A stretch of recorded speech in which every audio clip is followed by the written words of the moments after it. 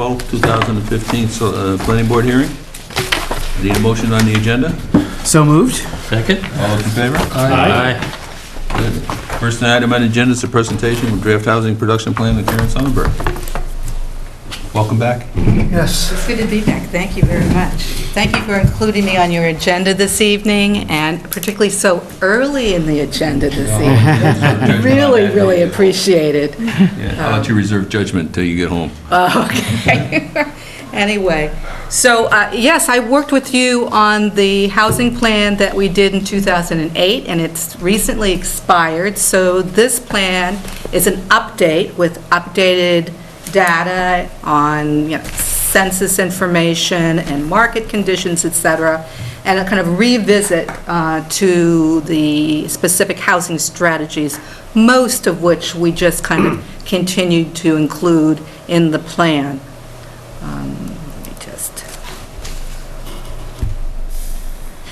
And actually, I put this in here because some elements of this plan hark back to the 2004 master plan. And this is one piece. The overriding housing goal for Scituate has been to provide housing that meets the needs of residents of all ages and income levels while preserving the town's historic homes and traditional neighborhoods.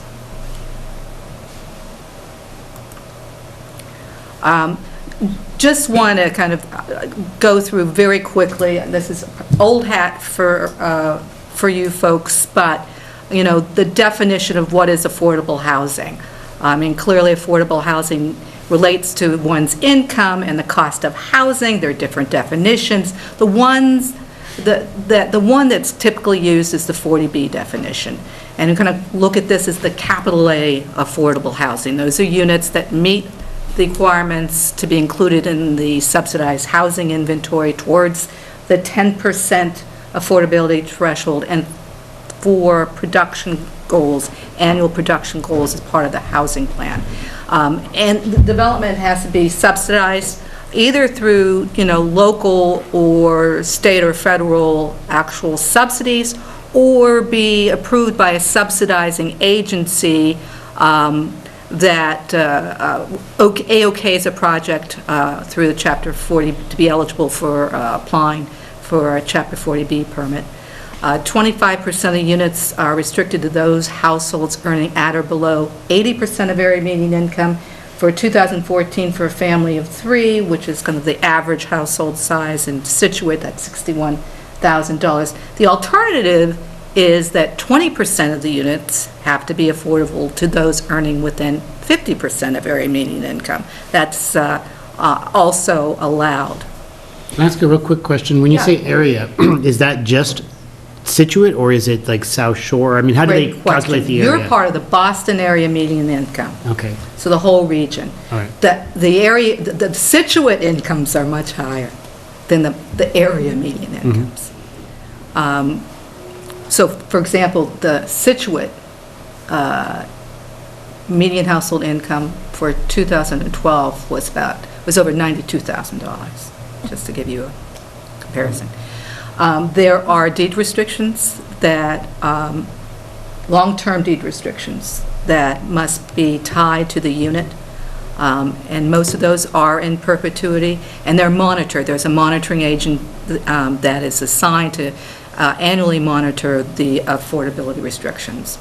And there must be affirmative marketing, so it has to go beyond the locality. Outreach needs to be to groups and areas that may not know about the project without some significant marketing. But up to 70% of the units can be reserved to those who have a connection to the community in the fact that they live or work in Scituate.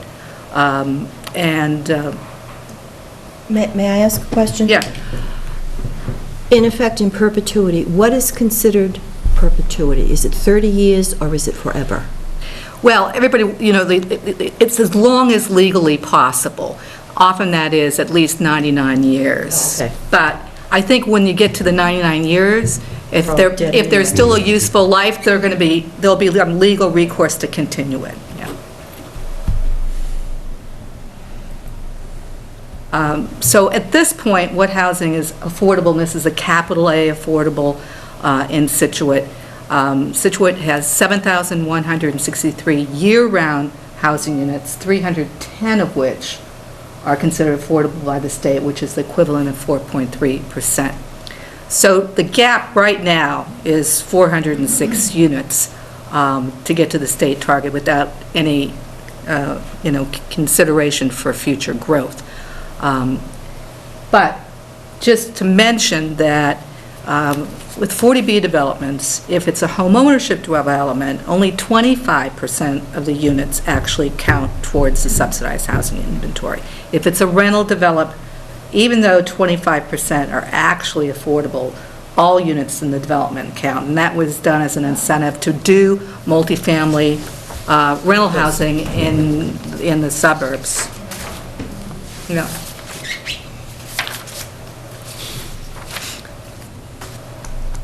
So if I understand that correctly, for instance, there's an apartment proposal in front of the board, so though, if 20, what did you say, 20%? Was considered affordable by the statute, then you could count all of those units?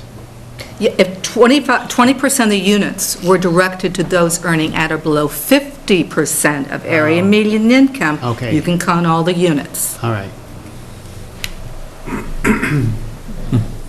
So, Can I ask a question? yeah, Sorry, how can we stipulate that? Is there a way to stipulate that with the developer? that, I think it really needs to be written into the bylaws. I mean, with the 40R, the subject came up of whether we should be asking for 25% affordable with rental developments, but the consensus seemed to be that that was going to make it too difficult for the developers. So I think there's a balance that's really tricky to work out between what does the town have to do to not discourage development versus what do we need to do to get the affordability. With the particular developers who were going to be coming in, potentially coming in under 40R, they made it very clear that it was a deal breaker for them. I know, but So- I'm more interested in the 40B, which is the Clap Road. right? well, I'll give you an example. In Needham, there have been 2 homeownership developments where the developers are doing the 20% and 50% of area median income. And the town was, based on the comprehensive, the CBA hearings, made it very clear that they wanted the extra unit, and they wanted the 25% and 80%, with the issue that in marketing and doing resales, to get a homeowner earning at or below 50% of area median income qualifying, and then in resales, it's a more difficult task.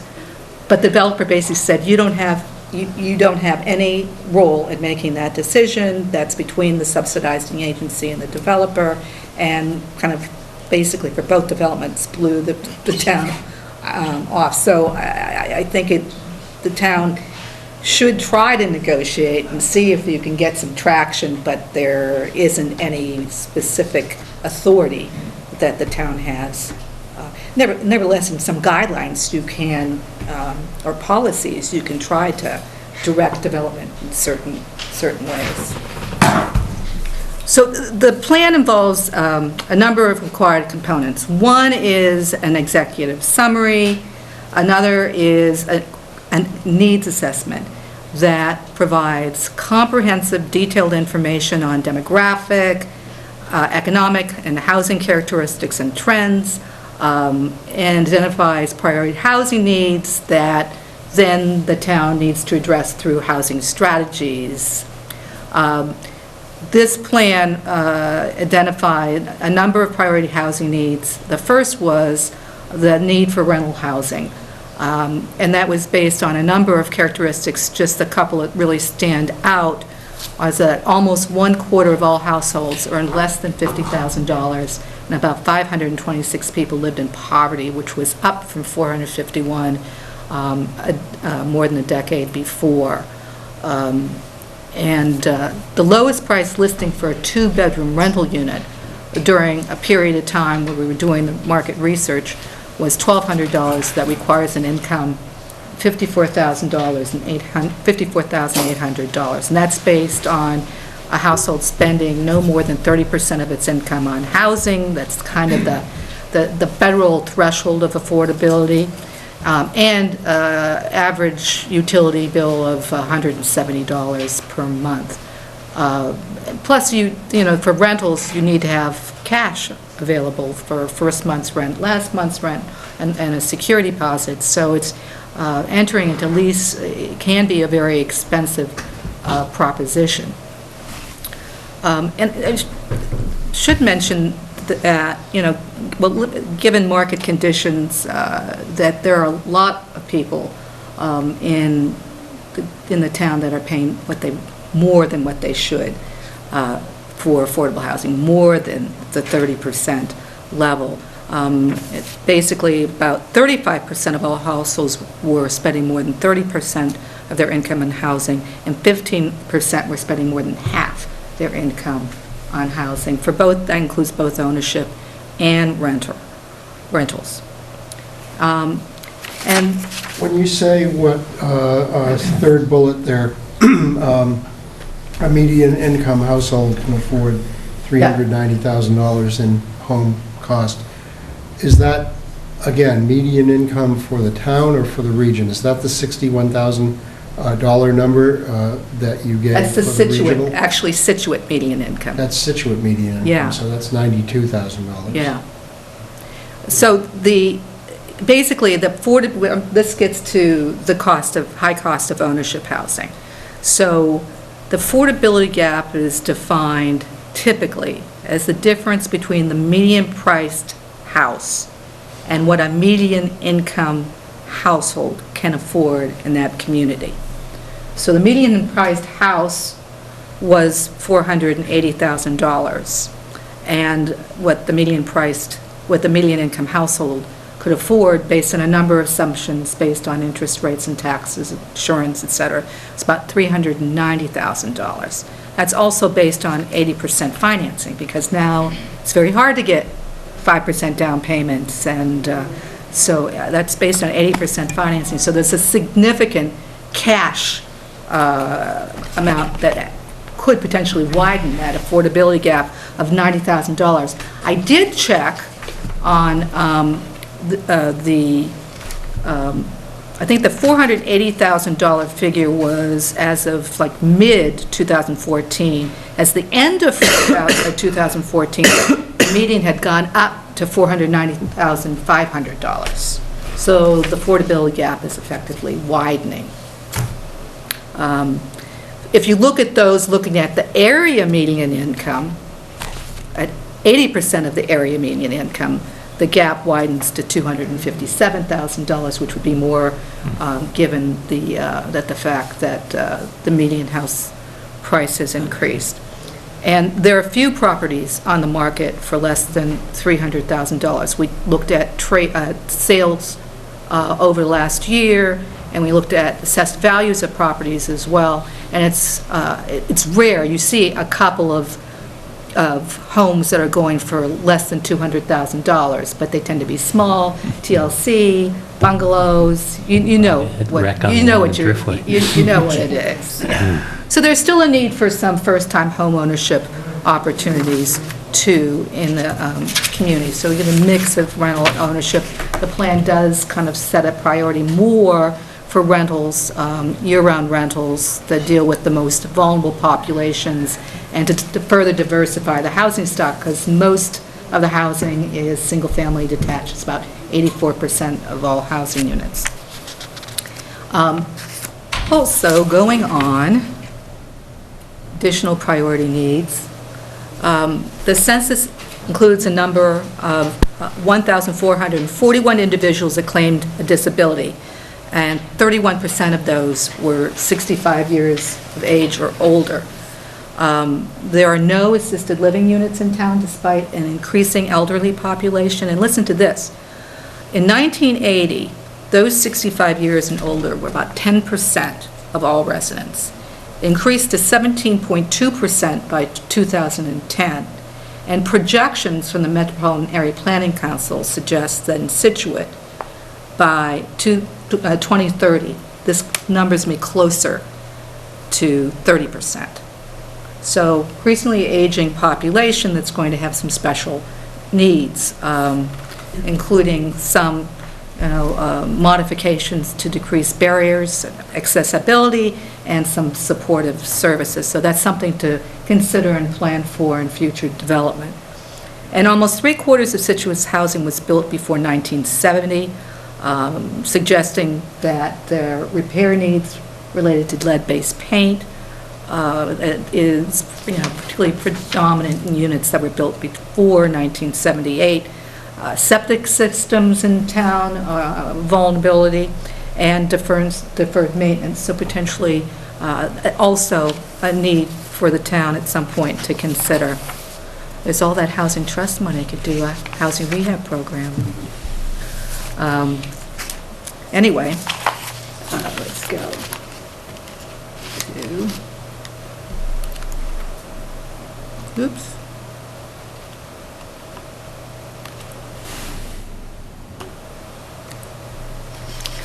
So this plan is being submitted under housing production requirements from the state, which were really a subset of the Chapter 40B regulations that were meant to give greater local control over housing development, such that if the town prepared a housing plan that met all the requirements under housing production, was approved by the state, and then the community, in a calendar year, produced 0.5% of its year-round housing stock, which is 36 units for Scituate, it could become certified.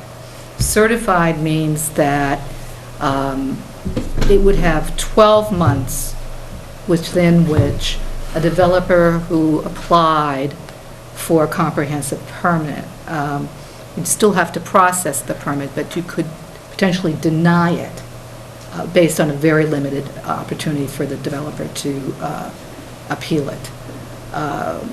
If the town produced 72 units, or 1% of its year-round housing stock, it get this certification for 2 years. It should mention that there are no demerits from the state if you don't meet housing production goals. The state likes to see good faith efforts towards becoming proactive in the area of smart growth development and affordable housing development. But if you don't meet stated goals, there's no one in the state saying, you didn't do this, this, this, and this. So there's really not much of a downside for submitting a housing production plan.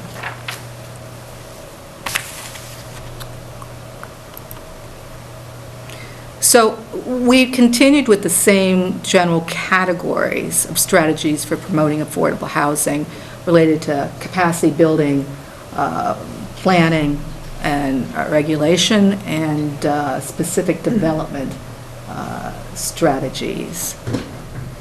And once again, most of these were a continuation from the previous plan with some updated information, and I think we took out a couple of them, and we've added a couple, but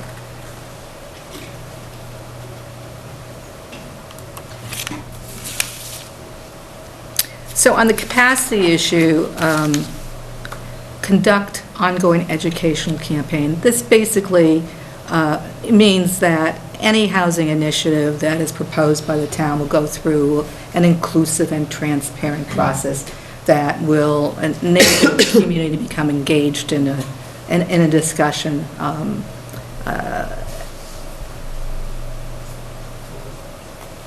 I think even we suggest maybe annual housing summits for various representatives of departments that have some role in a housing to kind of get together and share information and to better coordinate particular initiatives. The next one was secure professional support. Those communities that are really making progress on implementing their housing plans and actually creating affordable units that are responsive to local needs and priorities have some staff or consultant capacity. A lot of communities use their CPA money, or you could use housing trust money, to hire a consultant who provides, based on a certain scope of work, provides support to their housing partnership, their housing trust, to actually move the local housing agenda forward. And that's recommended in this housing plan as a very important key recommendation. The other thing is to access new housing resources. The town has CPA money, it has housing trust funds. The idea is to try to leverage those resources to the greatest extent possible to obtain additional resources and subsidies from the state and federal government. And fourth one is to create a property inventory. When we had the previous plan, we had a whole list of parcels or potential properties that the town owns that, or even the housing authority owns, that potentially could be used for affordable housing. It'd be useful to revisit those and other potential properties, potentially even investing some CPA funding or housing trust funds to do some preliminary feasibility analysis, and really come up with a key list of properties that then could be conveyed for the purpose of affordable housing through an RFP process, where the town really controls what's going to be developed there, states the terms and conditions for the development, and selection criteria. But it's not public housing. No, well, public housing in the traditional way, there's very little money for public housing these days. I mean, the old public housing funds for new development, it's very, very limited. So chances are that a developer that would do affordable housing would use a combination of other resources from the state to fill the gap between the total development costs and what the tenant or owner could afford to pay. And encourage training for board and committee members. This kind of relates to ongoing community education in that, rules on affordable housing are A, complicated, and B, changing. And when new members come onto the board, having some opportunities for an orientation and through conferences and other workshops that are available through various organizations would be helpful, as well as for existing board and committee members and staff to go to these conferences and workshops for special forums on an ongoing basis to keep up with best practices and changes in regulations. Planning, regulatory reforms, getting to your real bailiwick here. One is to adopt inclusionary zoning. Now, inclusionary zoning, you're probably well aware, means that any development over a certain size would be required to have a certain percentage of the units designated as affordable. Typically, the units would count towards the subsidized housing inventory. Most good bylaws also include some density bonuses, so it's not considered kind of legally vulnerable to litigation as a taking, and also helps make the affordability piece more feasible. Now, Scituate actually has in a couple of its bylaws some inclusionary clauses that you have to include a certain percentage of units as affordable in various areas through your newer overlay districts. This recommendation really talks to doing something on a town-wide basis to not lose some opportunities that are there to create affordability and help to continue to diversify the housing stock. For example, I mean, Oceanside Village development, my understanding is going to be complete market units, which is kind of a lost opportunity not to have some inclusion of affordable units. So that's something that we wanted to include. That was included in the older plan too. The second was adopt housing guidelines, and what this really speaks to is the town probably through a special task force, representatives from this board, maybe the ZBA, the Housing Trust, coming up with a policy on what types of development and locations and other issues related to town priorities, what kind of development would be acceptable to the town to have, guide development. Needham actually put together some recent housing guidelines that have been really helpful to them in working with developers. And, Sudbury, there are lots of examples of very good models where there has been a thoughtful process about what development would be acceptable, and it's a way of working with instead of against private developers and projects that will be, mutually beneficial. Allow residential development under more conditions. This is a continuation of a strategy that we included last plan, basically saying to allow more types of housing in more areas. And examples include maybe cottage-type development that have been, pocket neighborhoods that have been with smaller houses that have been really popular in the West Coast, maybe artist housing, higher density housing types in certain areas. There's a kind of a list for consideration. And then amend the accessory apartment bylaw.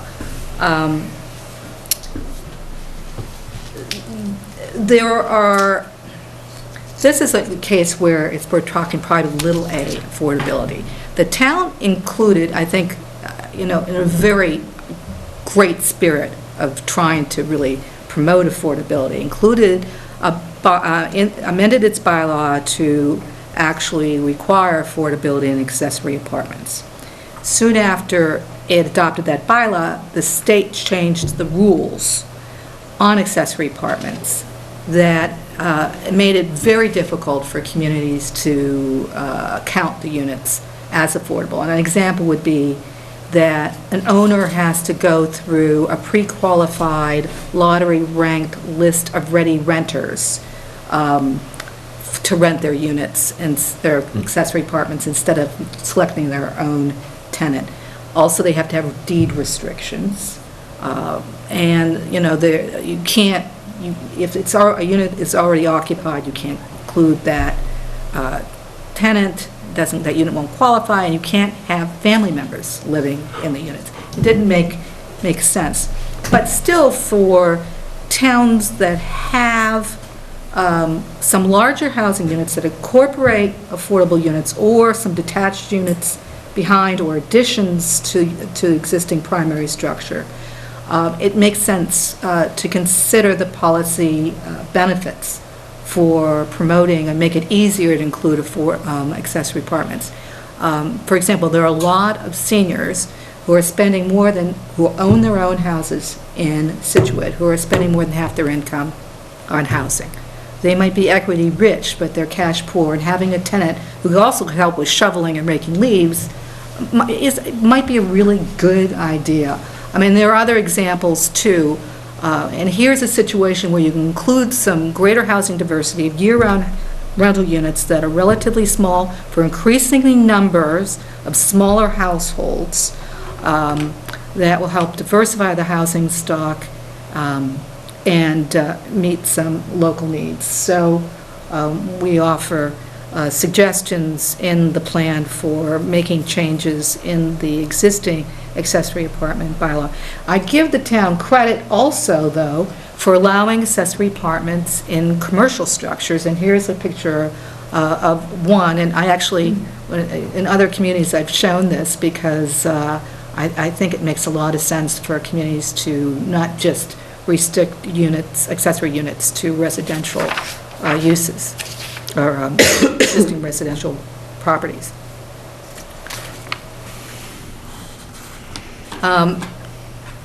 Another one is to allow starter housing on non-conforming lots. There are certain lots that don't meet all the dimensional requirements in the zoning bylaw, but could be developed particularly as smaller houses, once again serving some local needs. And they are models and examples of how you might do that in the housing plan.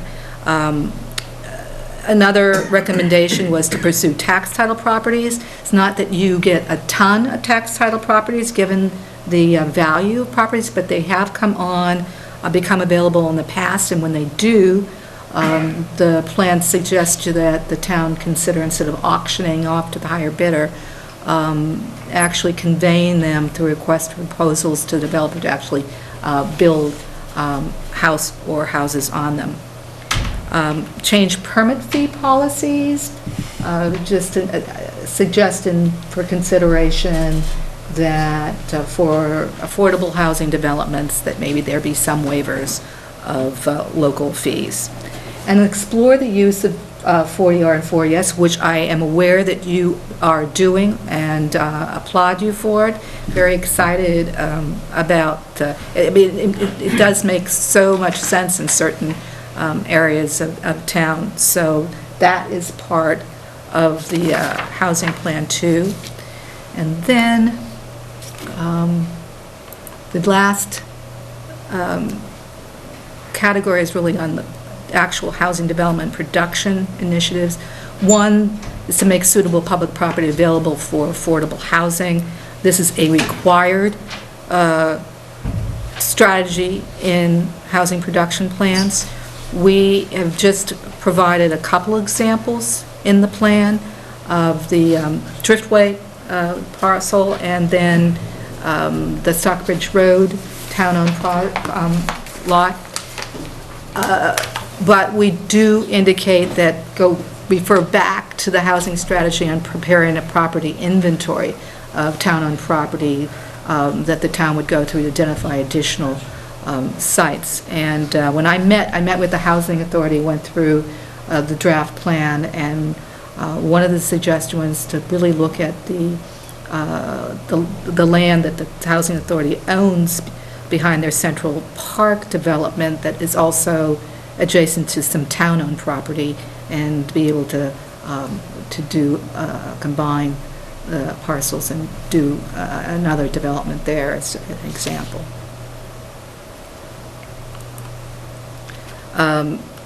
Next one is to support private development in line with the local housing guidelines that were mentioned in the, earlier, and to support new infill housing within existing neighborhoods if there are parcels that become available that could be used or developed as, say, a group home or as a habitat house, or other small-scale developments. There are examples of small little pocket developments that really are very easily integrated into existing neighborhoods, and just for consideration.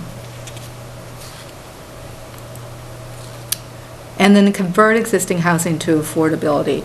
I understand that the Housing Trust was deeply involved in this process.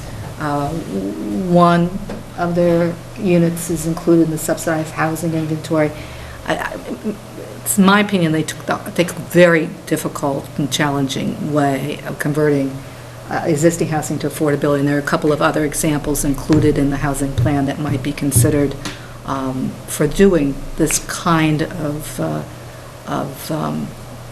affordable housing conversion in the future. Kind of hate to do this to you, but we're running late. Okay, I'm almost done. So, next steps, last slide. With any comments, we'll make any changes to the housing production plan.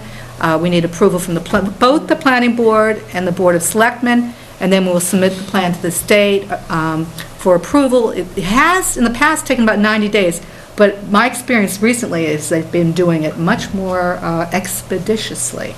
So, anyway, so that's basically it. And any questions? So when do we see the plan? You were sent around You were sent the it. draft. I sent it in the packets. Okay. So I've got it, but I haven't done anything with it. Shame on me. There's a summary at the beginning, so you don't have to read every single page if you don't have time to do that. If you have any questions or comments, though, why don't you pass them on to Laura, and then we'll discuss them, and we'll, make any changes that are appropriate.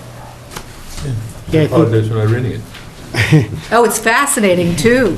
No, it actually has some good information in it. No, I'm satisfied it does. It's just, Yeah. for whatever reason, I just didn't see it. I'll resend it by itself, so it There were everybody else. 16 emails in that one Things are thing. attachments, yeah. I think It one of was an the, attachment, it was one of many. yeah, one of the quick things is like the differences between, or maybe the specific recommendations on the accessory dwelling, because I know we've had a lot of discussions about this, and if I remember right, we sort of felt that there wasn't much incentive to have the affordability component in the accessory dwelling, You don't need it.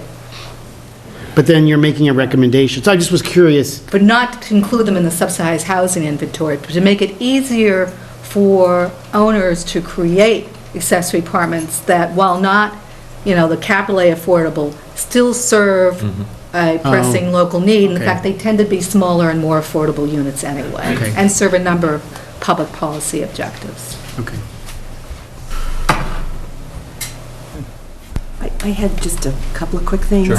One thing that has come up, actually at the selectmen's meetings recently, has been that the selectmen are very interested in getting affordable units that are more than just studio or one bedroom, but that tend more to be like, say, a 3-bedroom that a family could actually use. Well, in fact- So I'm just kind of giving you that feedback, if there's a way to work Well, that in fact, in the plan, I added, planning board the last agrees with that. go-around, I added a piece under housing production goals that the various state agencies have signed an interagency agreement that basically states that 10% of all units in any Chapter 40B development must be 3 bedrooms.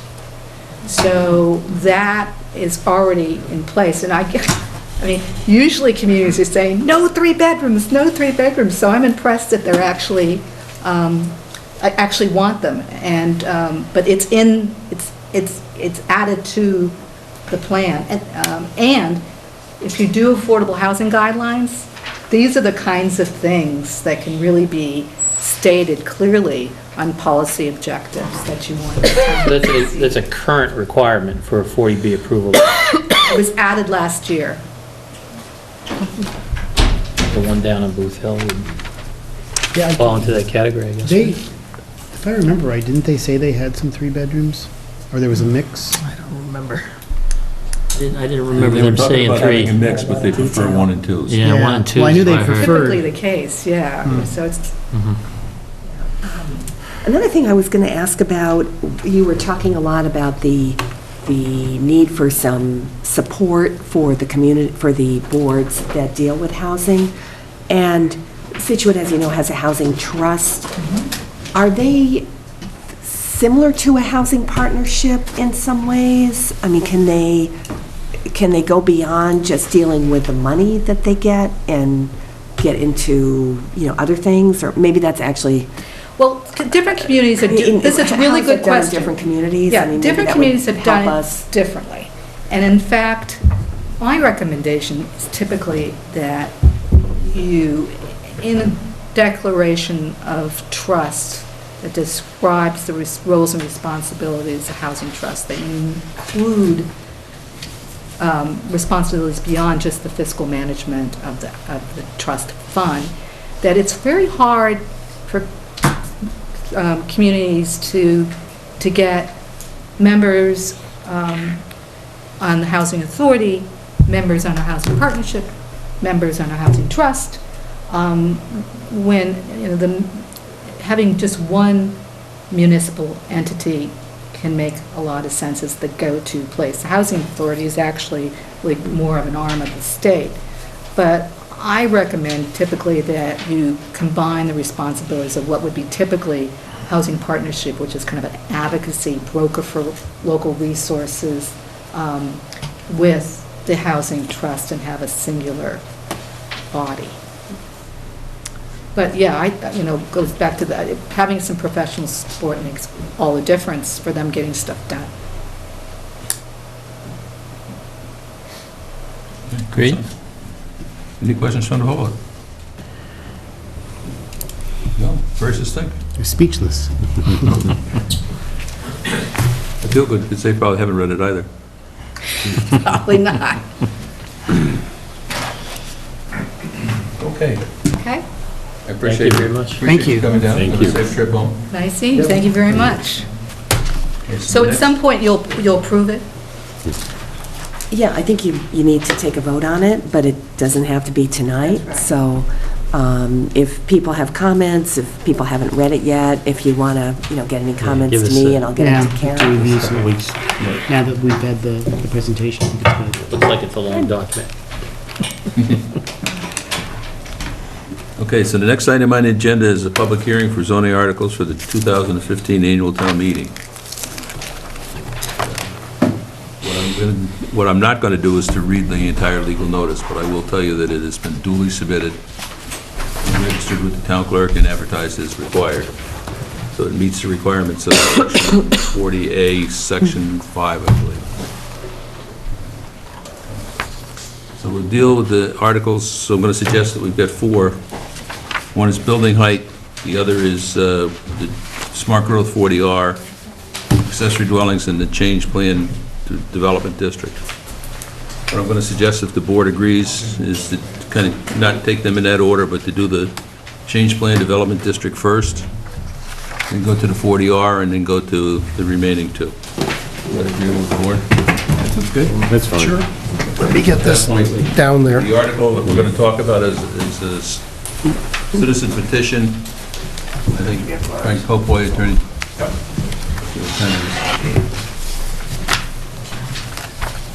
Is that in our package here?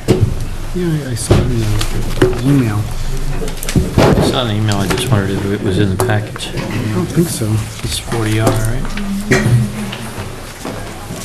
There was an email on this. I think apparently that there was a discussion with town council as to what the actual motion should be made on town meeting. Oh, here it is, last page. It's in the notice document that's in your package, and it should be, if it's not the last, it should be next to it.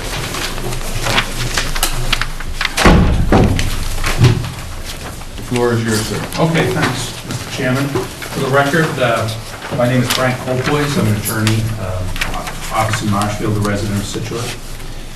With me tonight is two representatives from the Board of Directors of the condos at Scituate Country Club, Dick Bohannon and Ron Janot. And also here tonight, in case there are any questions, is Paul Mirabito, who knows an awful lot about this area and was involved with it and is currently retained by the association. This is a citizen's petition article that we're looking for the support of the board. I think a lot of you may be familiar with this because from what I understand, I was not before you previously, but these gentlemen were kind of explaining the situation to set the table for these the town meeting article. Just by way of very brief background, you probably know that this development was built in the late 1980s. Under the zoning, the way it remains now in the code, there's a limit of 40 units in this district that can be built, and the maximum has been reached. There are 36 units at the condos at Scituate Country Club, and there are 4 units down the street on kind of straddling Kent Street and New Kent Street. So this sort of spells it out. These are the 36 units that were built. And then these are the other 4 that were built out here for the 40 units that were approved. And what we're asking for is the ability to put another building with 8 more units on the property that we have. Right. So right now, the way that the zoning article is written, the provision of the bylaws is that it's a maximum of 40. And so we're looking to change that quite simply to go to 48 and to eliminate the rather complex proration formula that really doesn't apply anymore with respect to this district. Now, this change in the bylaws, it's my understanding, is only going to affect this area. It's not for another part of town or anything like that. It's just here. And the number of condominiums would increase from 36 to 44 in this condominium development. The room exists. Could I just interrupt you for a second? When you say "we" are looking for a change, who's "we"? Well, it's a citizens petition article. Okay. And really, it's the condominium association. Okay. And And is it all 36 members or 40 members? Yes. 36 members. Yeah. 36 members. Yes. Right. So it's unanimous, I mean, everybody is supporting this? We haven't taken an official vote yet, but through just the preliminary discussions we had at our annual meeting in October, it seems like the majority of people are in favor because it benefits them. And when you look at what we're intending to do is to sell these 8 units, take the profit from it, and be able to reshingle and repave the streets without having to put out any assessment or raise the monthly fees. So it's beneficial to everybody in the group, and it makes the whole campus, almost look like a brand-new one once we're done with the renovations. Thank you. And, under the bylaws, we would have to come in front of this board and get a special permit to do any construction or any development here. So all that we're really asking now is just the right to come before you to propose these additional 8 units. And Dick just said kind of what the purpose of it is. It fits in a location where it almost looks like it should have been done from the get-go. There's an area right there. I think it will have minimum impact on the town itself and a good benefit. This has been a successful association. They do their own maintenance, roads, snow plowing, everything down in there, and trash and everything. There's very small, extremely small number of people who utilize the schools, less than 5. And so anyhow, that in a nutshell, that's what we're proposing. It's pretty basic, it's pretty simple, and we're just looking for the endorsement of this board to continue to move through the process and then ask town meeting for that change. Good, thank you. Laura, you have a comment? Just a couple of questions and comments. This zoning, I believe, was first written maybe around 1980, it was quite some time ago, and it was written with some requirements, some of which were easier, some of which were tougher, but I think the interest at the time was in making developments in this area bring something over and above just the simple development. And that was because there was going to be increased density, so I think there was kind of a give and take that accompanied it. I'm not sure how many people still think that way today, but I just wondered, I've got a couple little things I was going to ask. I was just wondering if the board, has that frame of mind. Is there anything that's kind of going to be given back? Besides, of course, the tax revenue, which is, important to the town, but is there anything, after this last presentation, you think about, gee, an off-site affordable unit, or, who knows what, but I'm just wondering about that. Has there been any discussion with any of the abutters to the development who might be coming to town meeting and might have some concern about these additional units? We're having an abutters meeting at the end of this month or the first week of March, and we're provided with an abutters list from Paul. And what I'd like to do is bring them all. We're looking for the Scituate Country Club to more or less go on a full schedule, so we can bring them into the club for a meeting. And we plan on going over all of the details and all the layouts with all the abutters that are behind the property primarily. Oh, that's great, because I think, that can be a real kind of sticking point sometimes. Yes. So I think that's important. And then I was wondering if you had some estimate of what the increase in the tax revenue would be for the town, or anything like that. So preliminary, Laura, at this point. Okay. We've had discussions with a couple of contractors, and we have an approximate number of, the dollar value of what they're going to be selling those units for. I would say that the increase would be more substantial than what you have there today, obviously. And depending on the assessed value of the units, the tax rate, the amount of taxes that will be generated by each individual unit will be actually more than what we're paying now of the 36 unit owners that are there. So it would be a substantial increase in terms of dollars for the town on their tax.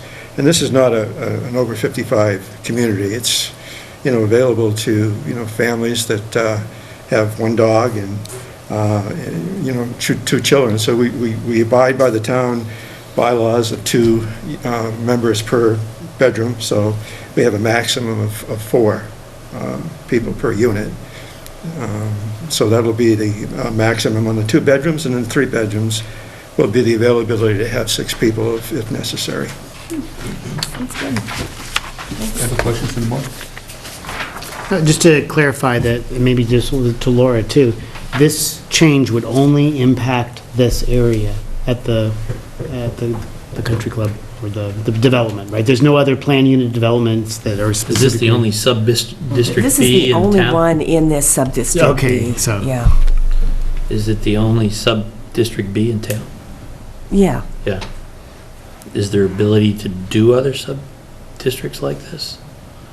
Once you get the zoning, yeah, you could zone some other property, sub-district B. Okay, so this could apply in other locations then? It could Or they have to potentially. apply, just like we do. I mean, you'd have to change the Well, the zoning. limitations would apply, right? I mean, The new 48 as opposed to 40. 48 would apply right, to any new ones. Yeah. I think right now it's just for sub-district B that this would apply to, which is just... Yeah, that's what I was this area. asking. Yeah. Is Yeah, this the only sub-district B in town? Yes. And it is, I think is it's- it the only one that will one ever be in parcel. town, I guess? Well, I think nobody can answer the second one. The first one is easy to answer. Okay. At this But the point in second time, you're one- the only B. Yes. You'd have to bring a zoning change to town meeting, just like this one, to rezone some other property as PDD sub-district B. Okay. But this is all a subset of the PDD. Right. Robert? None of the new development that you're talking about uses any area that was originally designated as conservation restriction for the golf course. You're not encroaching on that in any way. Way up high. Yeah, it's at the end of the property, off the driftway. Okay. How does this get sewered? Or how do you get infrastructure to this? We have sewerage on the property now, I've had it since 1988. So, with proper approvals from whatever department we need to talk to hook up to that particular sewage, that would be what we do. But it's town sewer. It's town sewer, correct. Okay. So this is additional load on town sewer is what we're talking about. Yep.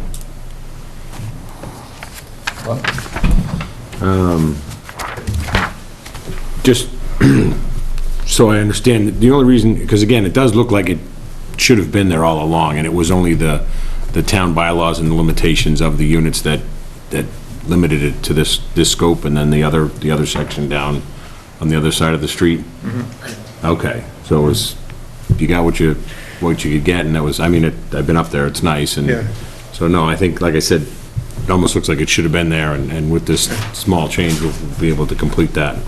From a historical background, I've been there almost 25 years, so that property was owned by one particular person that included the golf course. That was all one piece of property, and then he split it up to include this for the units, and kept the golf course as part of it. Why he only put 5 buildings there, I'm not quite sure, Thank you.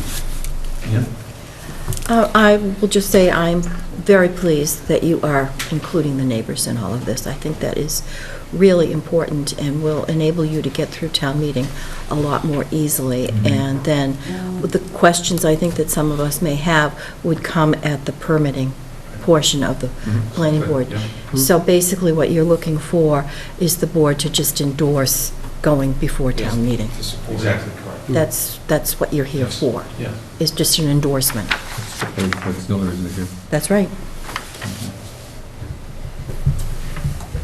So procedurally, let me ask, Laura, do you think it's looking better for us to address them individually, or come back up and vote all of the zoning articles in one fell swoop?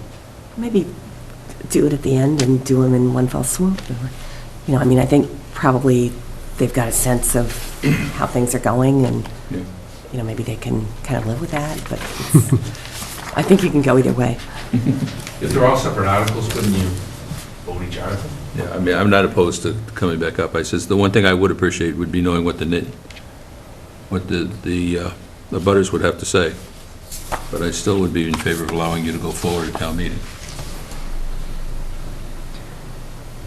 Yeah, I Does think the board it's, feel that I way? agree with that. yeah, I've driven up there many times, actually after the presentation, and I think that really looking at the space, before there was like 5 feet of snow there, it looked quite nice. And it looked like, So they're gonna build 8 units under snow. I know. So, yeah, I definitely think, as I think Bob alluded to, that it seemed like it was an area that probably should have been built, a unit or a building at one point when it was first developed, and it didn't. So I think this is a good idea, in my opinion. It's actually further away from the abutters than the current buildings are. Well, but even so, I still think, as Ann said, it's really good Oh, no, to get all the people, because I think there's several on Gilson Road that are fairly close, right? Isn't it Gilson? Not quite, no. We've got about 100 feet from our main driveway going in to the property line, and then as you go down the driftway, take a left on Gilson, there's probably 2 homes as you go down there on Gilson that actually abut to the property itself. Okay. Let me suggest, is there a motion to be made? It can be just as simple as just... There isn't one written out, but it could just be Simple moved as to, I moved that the planning board. planning board support the citizens petition article to amend section 490.3 of the Planned Development District permitted uses. can we just kind of wordsmith that and make it into, move to make a positive recommendation to town meeting? Yeah. Because it's really, Right, what you're right. doing is really about making a recommendation Exactly. to town meeting, and that, we'll follow this with some type of a report from the planning board, which is to be determined. What she said. Do I have a motion? I have the genesis of a motion. Did you get that? Do I have a second? Second. All those in favor? Aye. Great, thank you. Thank you. Thank you. And we'll let you know how that abutters meeting goes. If it doesn't go well, we'll hear it anyway. Yes, you will. One way or another. Thank you. Thank you very much. Have a good evening, Dan. Thank you. Okay. Hello, we're back on schedule. The next article I'd like to talk through is the 40R. This is basically establishing a smart growth overlay district.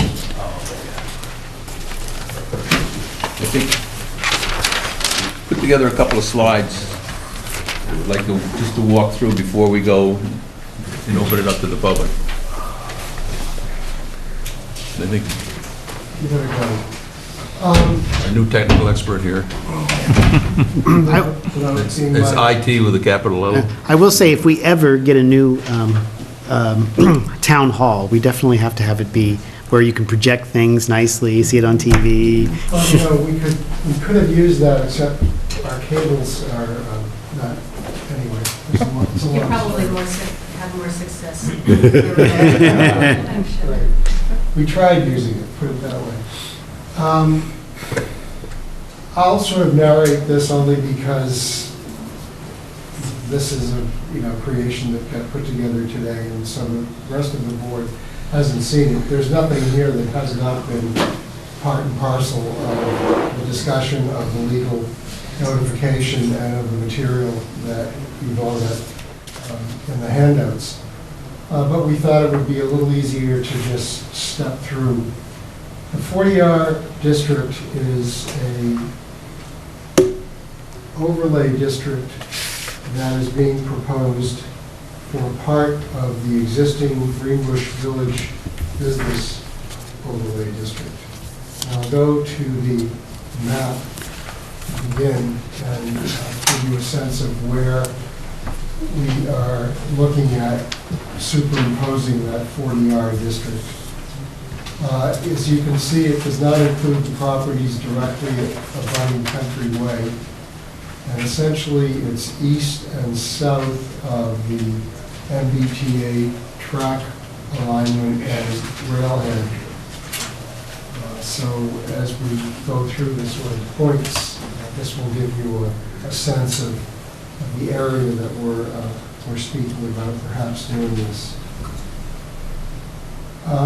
One of the important things to remember is that the 40R district is going to be an overlay on the existing Greenbush Village Overlay District, which is in itself an overlay on an existing business district.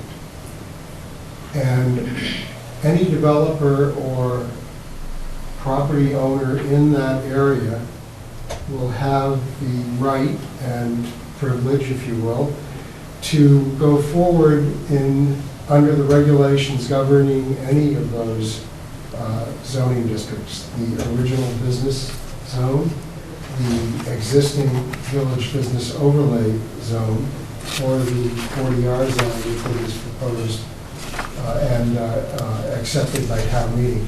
So the 40R zone is going to add a third development option. I think actually it may even be fourth.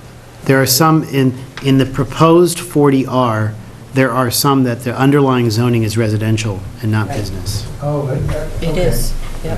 But in those cases, it's In not those cases, the- business overlay district. It's not, you're right. Right, so, So you're still, so then you'd be either under the residential zoning or under the 40R zoning. Correct. You'd have only two in that. You'd only have two, as opposed exactly. to three. Good point, good point.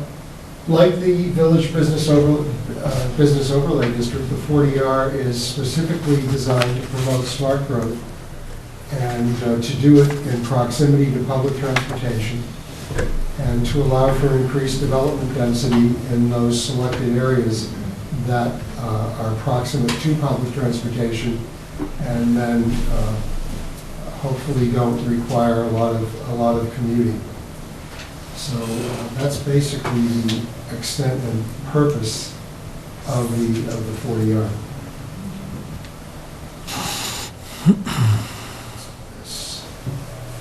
The very simplified differences between the Village Business Overlay District, which is most of what the 40R is going to overlay, as Richard said, part of this is not overlaying that, but is overlaying the residential district instead, are listed here. It's important, I think, to look at this 40R as a delta, if you will, an incremental increase or slight change as we go down the list in the features that are already in place in that area. Village Business Overlay would, with proper recourse to public amenities, in other words, some give back of public amenities by the developer to the community, allow up to 21 units per acre. The 40R can allow up to 25 units per acre. The maximum height in the Village Business Overlay District is 40 feet. 40R is a little higher than that, 45 feet. Probably most of that is accommodated by a larger story-to-story height for the underlying commercial use in many of these buildings. It does not visualize, for instance, a 4-story building as opposed to a 3-story building, or a 3-story building as opposed to a 2-story building. So that's not the sort of increment that you get with the 5-foot adjustment. The same parking requirements are in place for Village Business Overlay. They would not change going to 40R. The design controls, as of now, are the same as the Village Business Overlay District. And the 40R doesn't deviate from those. There are a couple of reasons. One is that the borderline, if you will, between 40R and Village Business Overlay is not a definite one, and the sort of flavor, composition, scale, feeling, if you will, of the architecture and the development really needs to be the same between both of those areas as they abut each other. The other is that the planning board, which is charged with coming up with some suggested design guidelines and requirements, simply hasn't had the opportunity to do that. When we do have that opportunity and those requirements are in place, they'll be placed on both the Village Business Overlay District and 40R.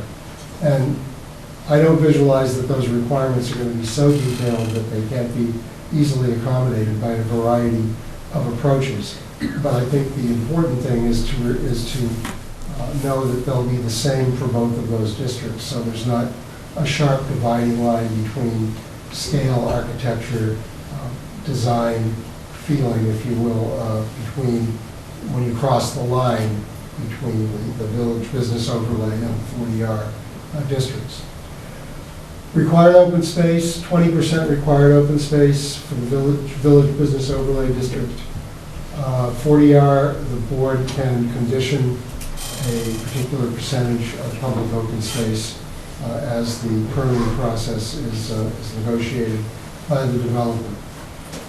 There's a difference in the amount of required affordable housing units in a given development, and there are some nuances, but simplified right now, it's 15% for village business overlay and 20% in the 40R.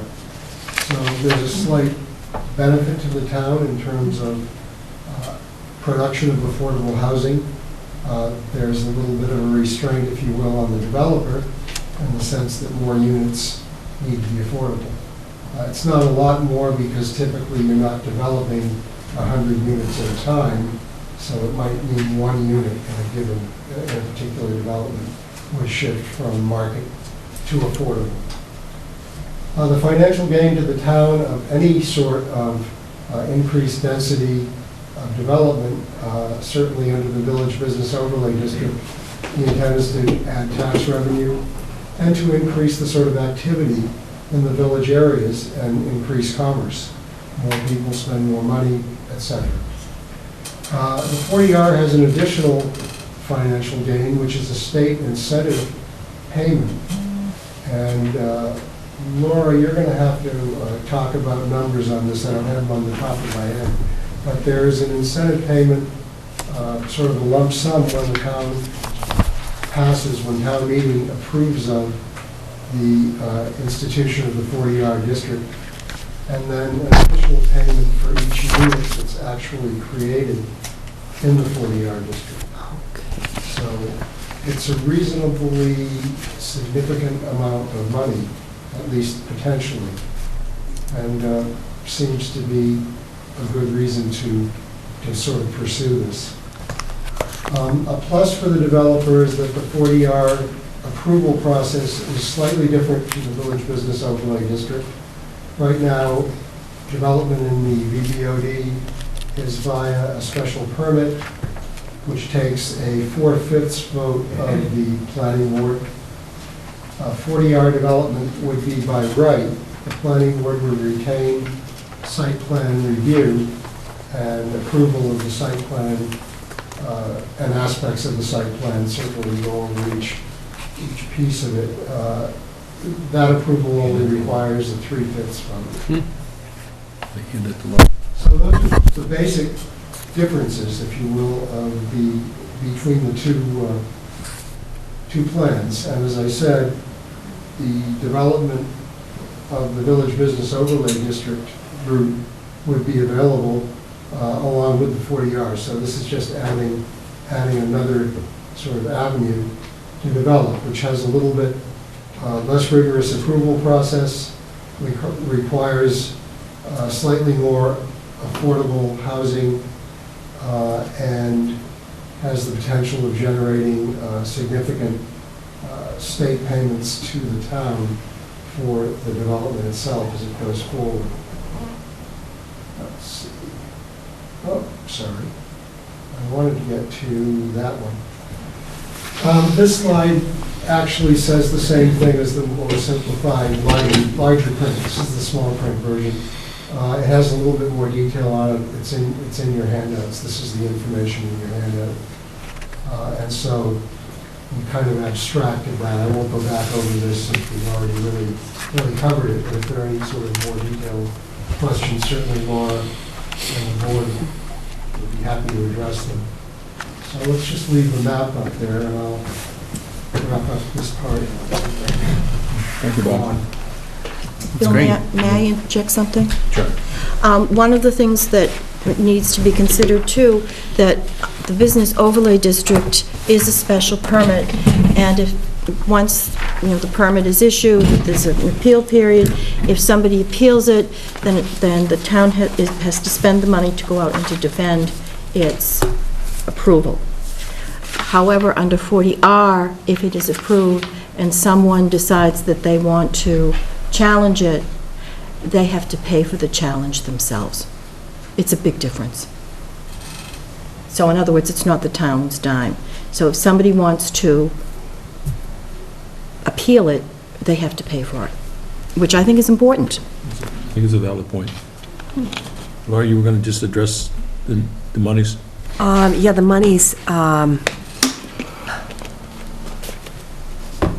there are two payments that the town would receive if we were able to get 40R adopted and get the bylaw approved by the state. And those would be, first, there's an incentive payment when the bylaw is adopted, and then there are additional payments for each unit that's actually built. And the numbers that I have here, I've got 350,000 is the likeliest number. I have to say, I'm not sure if that's 300 or 350, but it's That's in the that combination ballpark. of the payment for the That's just the adoption. incentive. Yeah, that's the And the combination.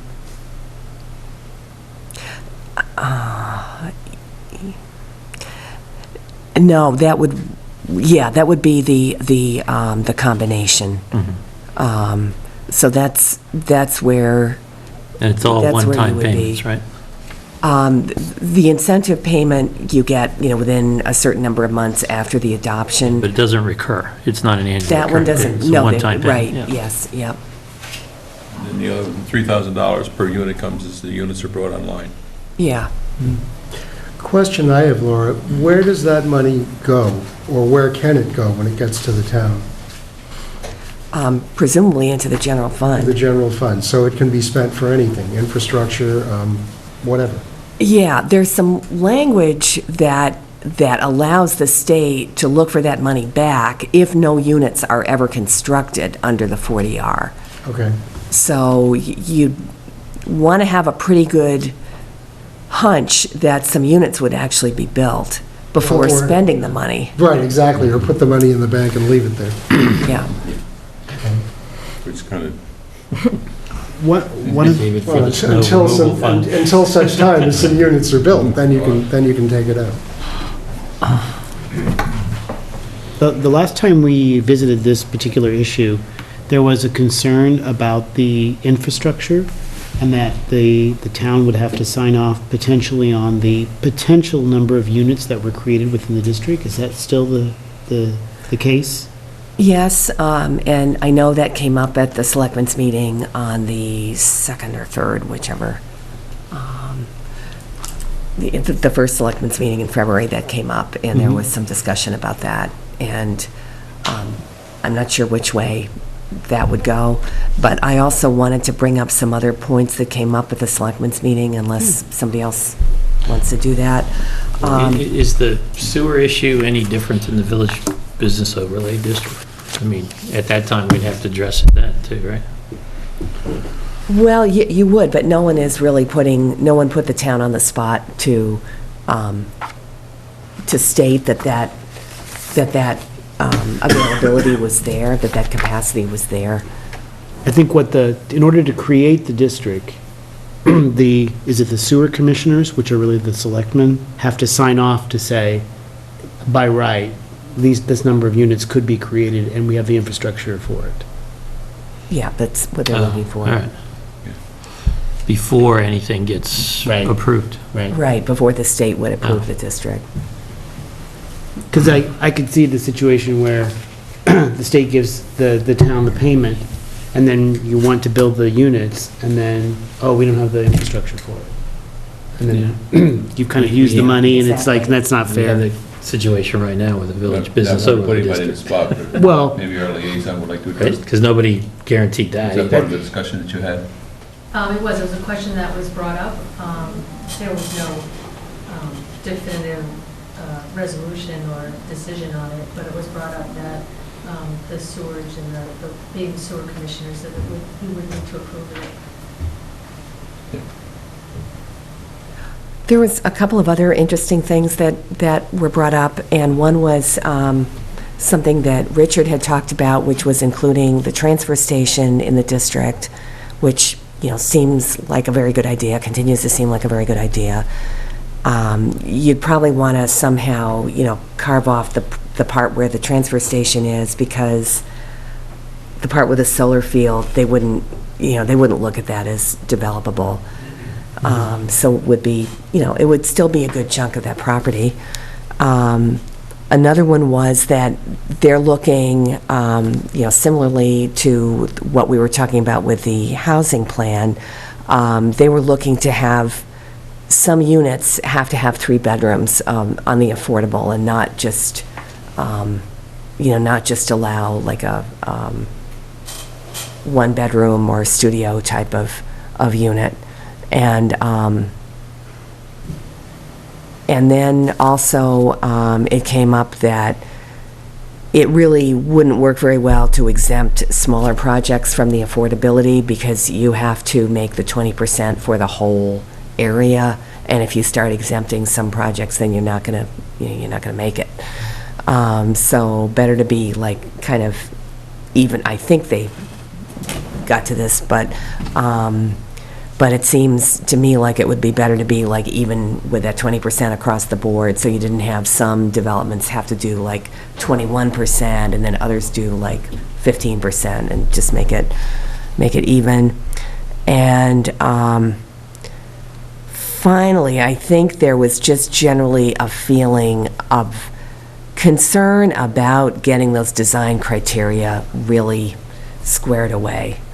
And I think everyone has really been on the same page with that from the beginning, that that's a really important piece of this. It's tough when it's the winter in New England and you start losing work days, and I sent the state a draft application and a draft bylaw before I went on vacation. And we also got word back from another arm of the state that we had gotten some approval for some funds for the design criteria, but it wasn't quite ready yet. And that was all, the last 10 days in January, and now we're like 12 days into February, and I wasn't able to get hold of any of these people today. So, I did, try. So I don't know, what's going on with those things. Was it stated clearly at the Board of Selectmen meeting that we can create the district, but we could still come with the design standards later? Like, for instance, maybe the development that filed right away would not be grandfathered, but then subsequent developments. We had a lot of discussion about that, where we could create, let's just say we spent the summer creating an awesome packet of design guidelines. Yeah. That would still have to, I believe, go through town meeting? No, it wouldn't have to go through town meeting, but it'd have to be approved by the state. Okay. Yep. And that we could do that at a later time, but unfortunately, the problem is if there's something waiting in the wings to go, they wouldn't be. Well, they can't go anyway yeah. until the bylaw gets approved by the Attorney General, right? Which we Right. were talking about being Probably August, August, yeah. right? Yeah. So I think we're going to And by have the the window state. to do this if we have the funds to do it, right? But also keep in mind that you've already put the existing design guidelines for the village overlay district into the 40R Right. at this moment in time to cover that eventuality. Well, those are in it, and if you were able to look at the most recent draft, there are a lot more landscaping guidelines in there, a lot more about trees in the parking areas, some green right around the building, and so on and so forth. But I don't think the selectmen understand that the 40R bylaw needs to be approved by town meeting, but the design criteria does not. In other words, it has to be approved by housing. It doesn't have to go back before town meeting. No, it Yeah, has that- to be Not housing. Well, by It has to be Approved by us. We're approved by planning. us and by housing. And signed off by, No, it doesn't have to be approved by anyone else other than the planning Planning board. board. And- Or, if you want to bring other boards into it, you might 40R want to have the people selectmen look suggested at they had it. to look at it, right? The state would The definitely state, have to yeah. They'd have to approve it. Right, because it can't be so restrictive. You can't say. Right, they just don't want you to be I so want restrictive blue, on it." cedar shake shingles from Home Depot. I mean, that's too specific. They were saying it can't, create an environment that would be so hard to develop something. Or so boring. Exactly. Let's open it up. Any comments, questions from the public? I'd just like to add that I think Bob's note tonight that the design criteria is the same for the business overlay, the village overlay, and the 40R is important to convey to the Board of Selectmen. That was not clear, I think, and that was one of the concerns, to make sure that the design review is consistent when it goes through the process. I think the distinction, at least as I understand it, maybe you can correct me, but this distinction as it's written now is that the design review is done by the design review board as part of the special permitting process under the village business overlay district.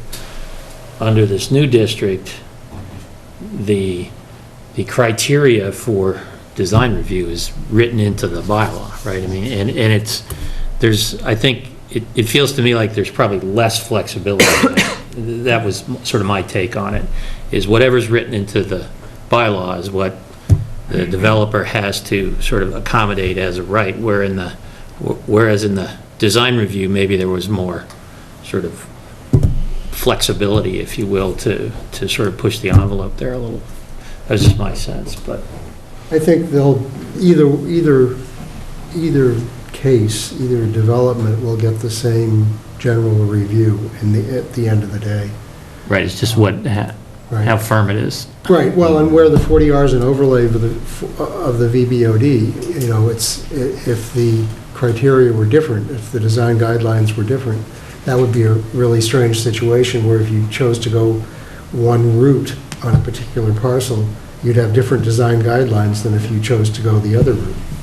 Yeah, and I'm not even thinking of them being different as opposed to where we. Enforceable in a different way. Or Yeah, just a little more enforceable, one way or the other. But- Well, I think. And then, I'm sorry, go ahead.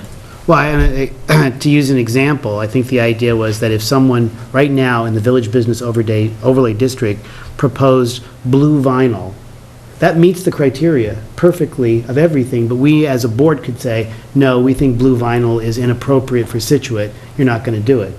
Whereas, under the new 40R, unless we spell out that you can't have vinyl or whatever the materials we don't want, then they're going to be able to put a blue vinyl building, as an example. Hopefully they wouldn't do that. But I mean, that, maybe I'm just using that as an example of It might the be a more, little fine, but. well, what I mean is the more criteria, the more detailed we can have that, the design guidelines without being overly restrictive, I think the better. Right. But I totally agree with Bob, is that we have to do it correctly. We can't rush it through. You get one. Right, and I think the objective with the sort of expanded design guidelines is to have the whole district sort of tie together Yeah. and have the multimodal means of transportation and, walking and biking and all those components need to be sort of integrated in. And Well, if you look at some of the examples that were handed out of the other design guidelines, they were very detailed. Yeah. Not that we have to have it that detailed, but I think But they thought through, like, Yes. all of the elements and how they all tie together. Right. So. Let me go back. Distinguished alumni, Mr. Fagan. Hi, I'm Chick Fagan, 60 Country Way. I'm not sure if I'm on the right side of the tracks or the wrong side of the tracks. And I hate to have you backtrack. But how did you adopt these lines for the R? In other words, why do we restrict it to one side of the tracks and the other? Yeah, and, the Hoffman property, the Drew property, they're kind of dead ends. I'm just wondering how you wrote those, arrived at those areas and why just on that side of the tracks and not the whole lane. I don't need a full essay, but just to bring me up to speed if you could, Bill.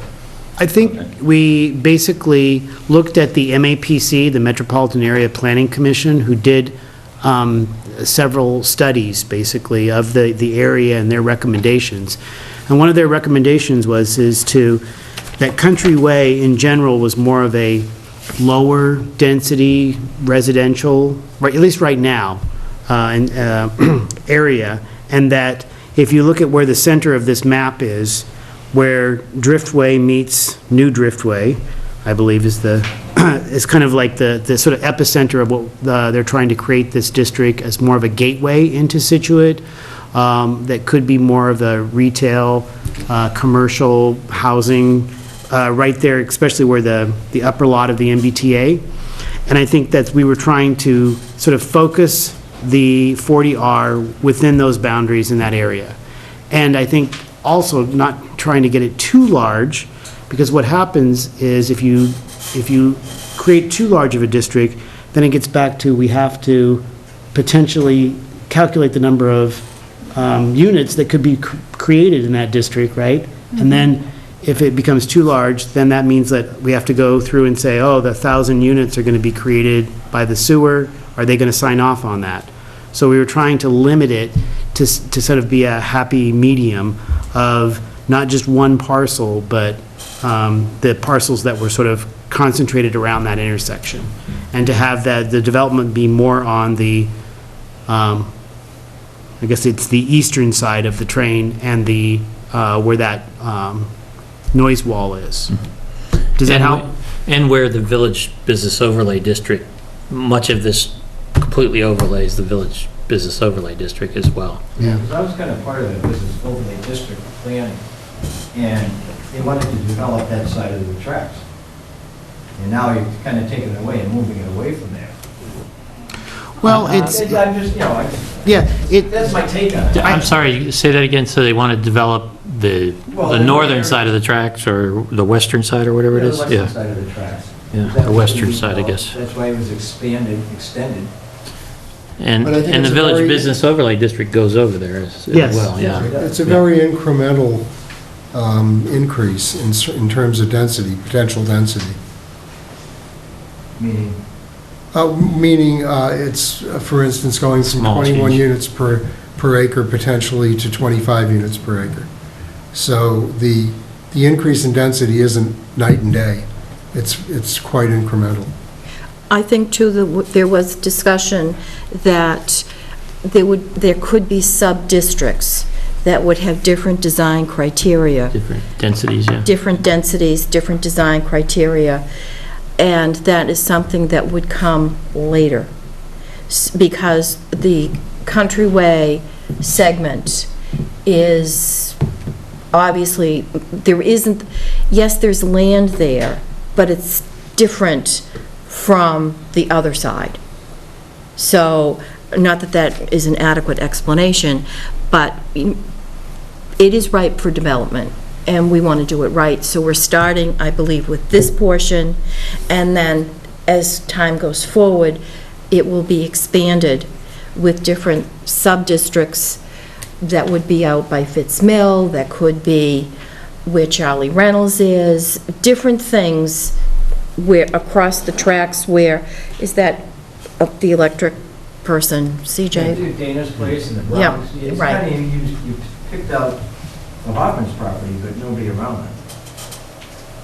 Kind of, if you extended it just to Stockbridge Road, it's just a question. I'm Yeah. not tearing it apart. No, I'm it's just saying, I'm part of that. And I think, again, the consultant, the MAPC, looked at as Ann was saying, the parcels, the land, the larger pieces of land that could be developed, and that was obviously the MBTA parking lots, it was the, South Shore Auto Parts, and even, when you look at this map, I mean, the fact of the Jacobs building around the Rotary, I mean, that's probably not going to get redeveloped. I mean, but that was, just to make it contiguous, we selected that to be part of the district.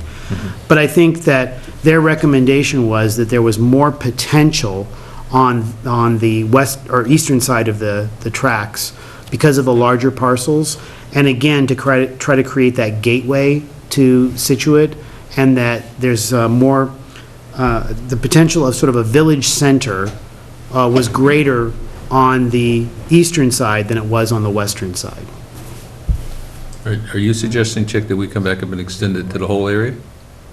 Pardon me? Are you suggesting that we extend it to both sides of the tracks? Oh, I think so, because you're kind of taking away the gateway now, which is Greenbush, for the stores, package stores and bakery, and now the Ford's going to develop the area, and you're directing all the traffic away. Maybe not, you know, it's just a question. Yeah.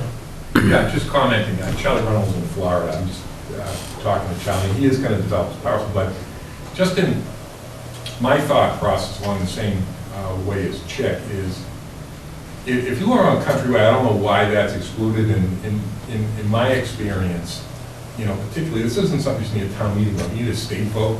Once you get the district in, if it is successful in getting in, to expand the district really isn't any motivation from a state standpoint if you haven't fully utilized it. So you're talking about something that's many, many years away. And the second thing, from a town meeting standpoint, if you're getting an initial incentive payment, you get no additional incentive payment down the road. But if you look at Country Way, that is probably the most apt in the soonest land that's going to be developed. If you look from Charlie Reynolds to Ford to Fagan to Fitz Mill, that's an enormous swath of developable land that's being excluded from this. Mm-hmm. And literally, if you're saying, what's the proximity in the next 5 years of what might be developed, that's where 90% of the development. And I just want to make sure the tail's not wagging the dog just because the MBTA has a parking lot. I have some other questions specifically about parking and setbacks and all that I'll get to in a minute.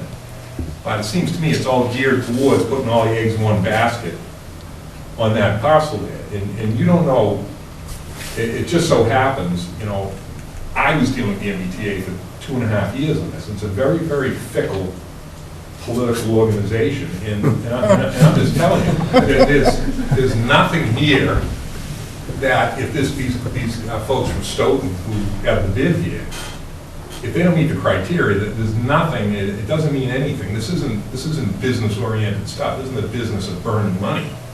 That this might not be shelved for another 5 to 10 years. And so, in other words, be retracted so that it's not a developable parcel. And so, it seemed to me as there was a ton of work that went into the overlay district, and if the fundamental reasons for that, I don't see any difference in fundamentals on why it wouldn't include whatever the existing district is. And that's just my outlook as effective. Because I think the reality is, if the town and the state approves this, that the probability in the near future, you know, in 5 to 10 years, this district gets expanded. It's not going to happen. So, I don't think I'm not saying that's an easy decision. Well, It's not really the state's decision on the expansion of the district. I mean, it's a town decision. I mean, so the town could vote to expand the boundaries of 40R. And the Where they state, want and the the state state- would accept it, but we Yeah. would not, we wouldn't get still have to go another through the incentive. We wouldn't get another Approval. incentive, but if we made this larger, we'd still only get one incentive as well. Right. No, but granted. And I think where we were grappling with is that, and I don't know the numbers, so I'm just going to make up things out of my head. But let's say that in the current map, that you could create a potential of 500 units. Then what we need from the sewer commissioners is the fact that, is it okay that we have 500 units that are now going to be on the town sewer system? If we increased the map, let's just say, to include the entire old village business overlay district, let's say now it's 1,000 units that can be created potentially, then the sewer commissioners have to then sign off on 1,000. So I think we were trying to limit, to make it, again, that happy medium of not having the district be too large, because it would be harder for them to say, this is the potential of what we're going to be able to create. But as Bob was saying at the outset, there's not an appreciable difference in density. No. It's already, the sewer issue is the same issue, it's already there. So in other words, there's no delta between, under the business overlay district, the potential density there is virtually the same as what the 40R district is. So from a sewer commissioner standpoint, at least I see it as a non-issue. The only possible nuance is that the VBOD is in place and sewer capacity in relation to it is not under discussion.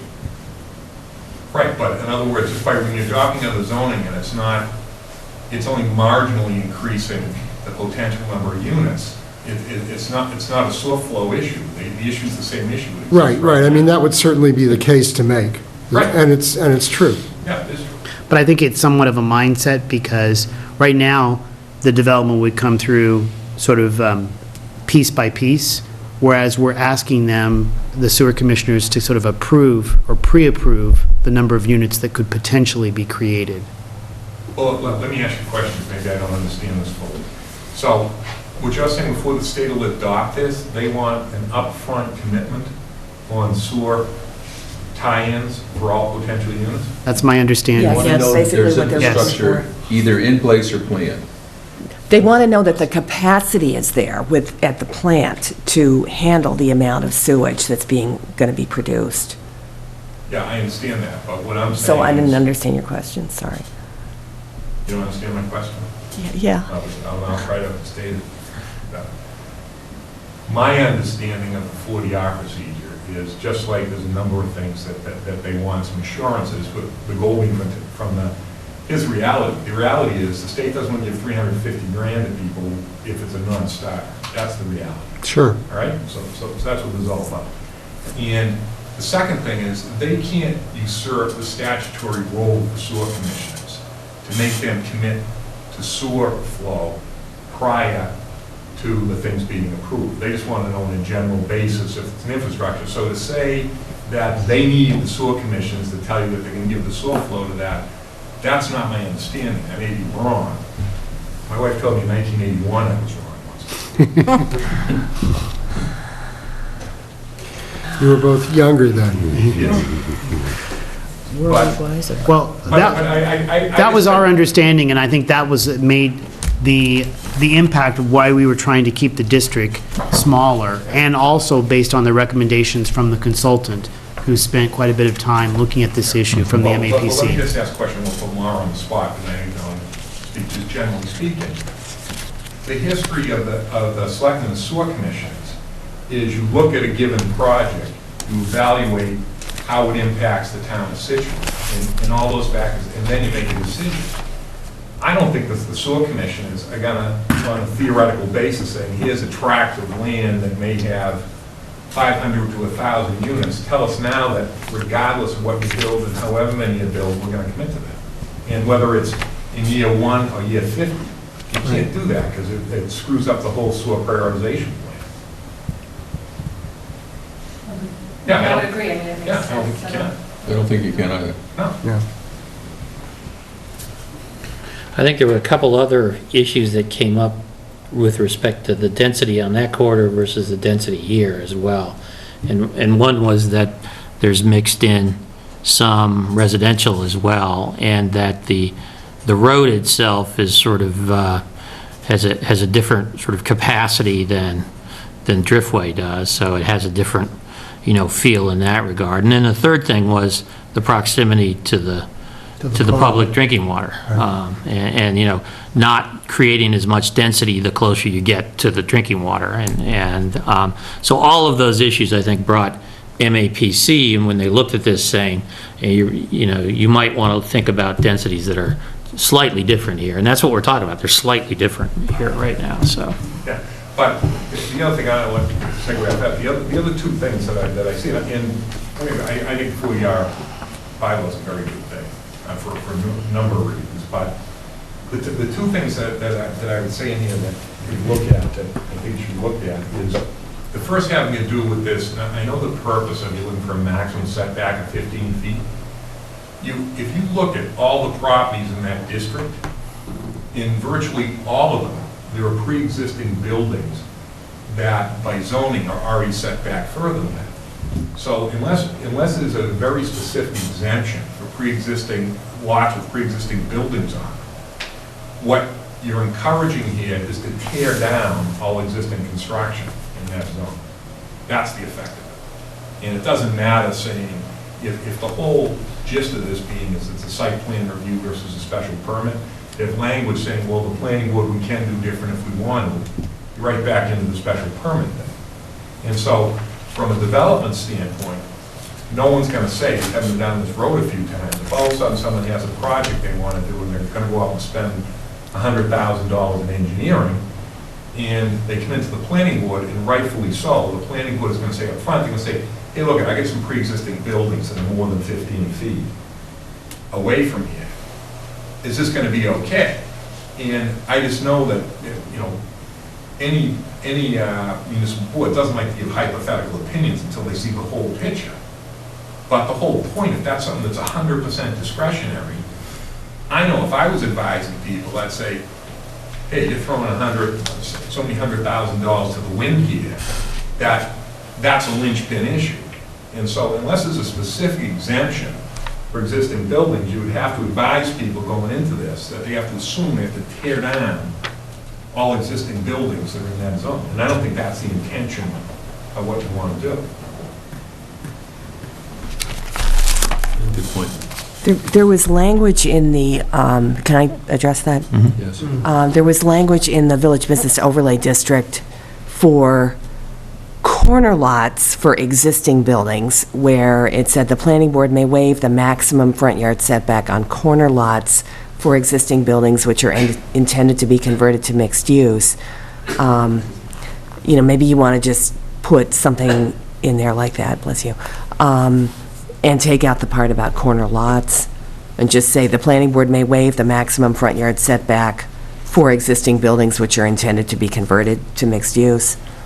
Well, I just use an example, because otherwise everything becomes, in other words, it's a non-starter. Take Herringbrook Place for my offices, okay? That building, by design, because of the environmental stuff, it's along the first Herringbrook, is probably set back 300 feet from the road, all right? So right out of the gate, if you wanted to do it, it's a 5-acre parcel, if you want to do anything there, it's a non-starter. You look at Bob Drew's slice he has back there, he's 800 feet from the road. So you have 12 acres there of potentially developable land that is aced out, just to start with. You look at, go right down the line, the social auto parks, but because the nature of it, hey, in that part of the driftway, you know, I'd have to look at it because it starts at social auto parks, whatever the setback is, but it's like 60 feet. And so every existing building, from the animal hospital to everything down the line to the dog room and everything, intentionally is already, it intentionally under the existing zoning has been built to that depth. And so to adopt something different, you're forcing this, and to have a word, you may waive it, that doesn't work, because that's the same as a special permit. Right. There has to be some tangible criteria, and like, if you say something with existing buildings, you don't want to bastardize things either. You don't want to get existing building like, and I don't mean to use this example, Chris is here, like the historic building that's on his property, and say, oh, okay, well, let's use that example. If that was an example, then theoretically that would have to be torn down. Or you don't want to have something where you have to incorporate it so there's some weird things. In some instances, it may make sense to have an independent standing building from an architectural standpoint, and then to have things behind it. So in other words, that one provision makes it so that, you know, it makes it so that there's a huge degree of uncertainty as to what you can do or can't do. You take the building, that's the Driftway Medical Building. I know factually it's involved. That's 30 feet off the road. And so unless the issue is, and the economic reality of it is, if you're looking for redevelopment of things, at least in the foreseeable future, unless you can build additional things and incorporate in existing buildings, the land costs and building costs is just too high. You can't tear down, you know, existing buildings that are worth, you know, whether it's Driftway South or whatever that's called, the Harvard Medical Building now, or whatever it is. You know, that's virtually the entire district is proposed. That's the same story. We're not proposing anybody tear it down.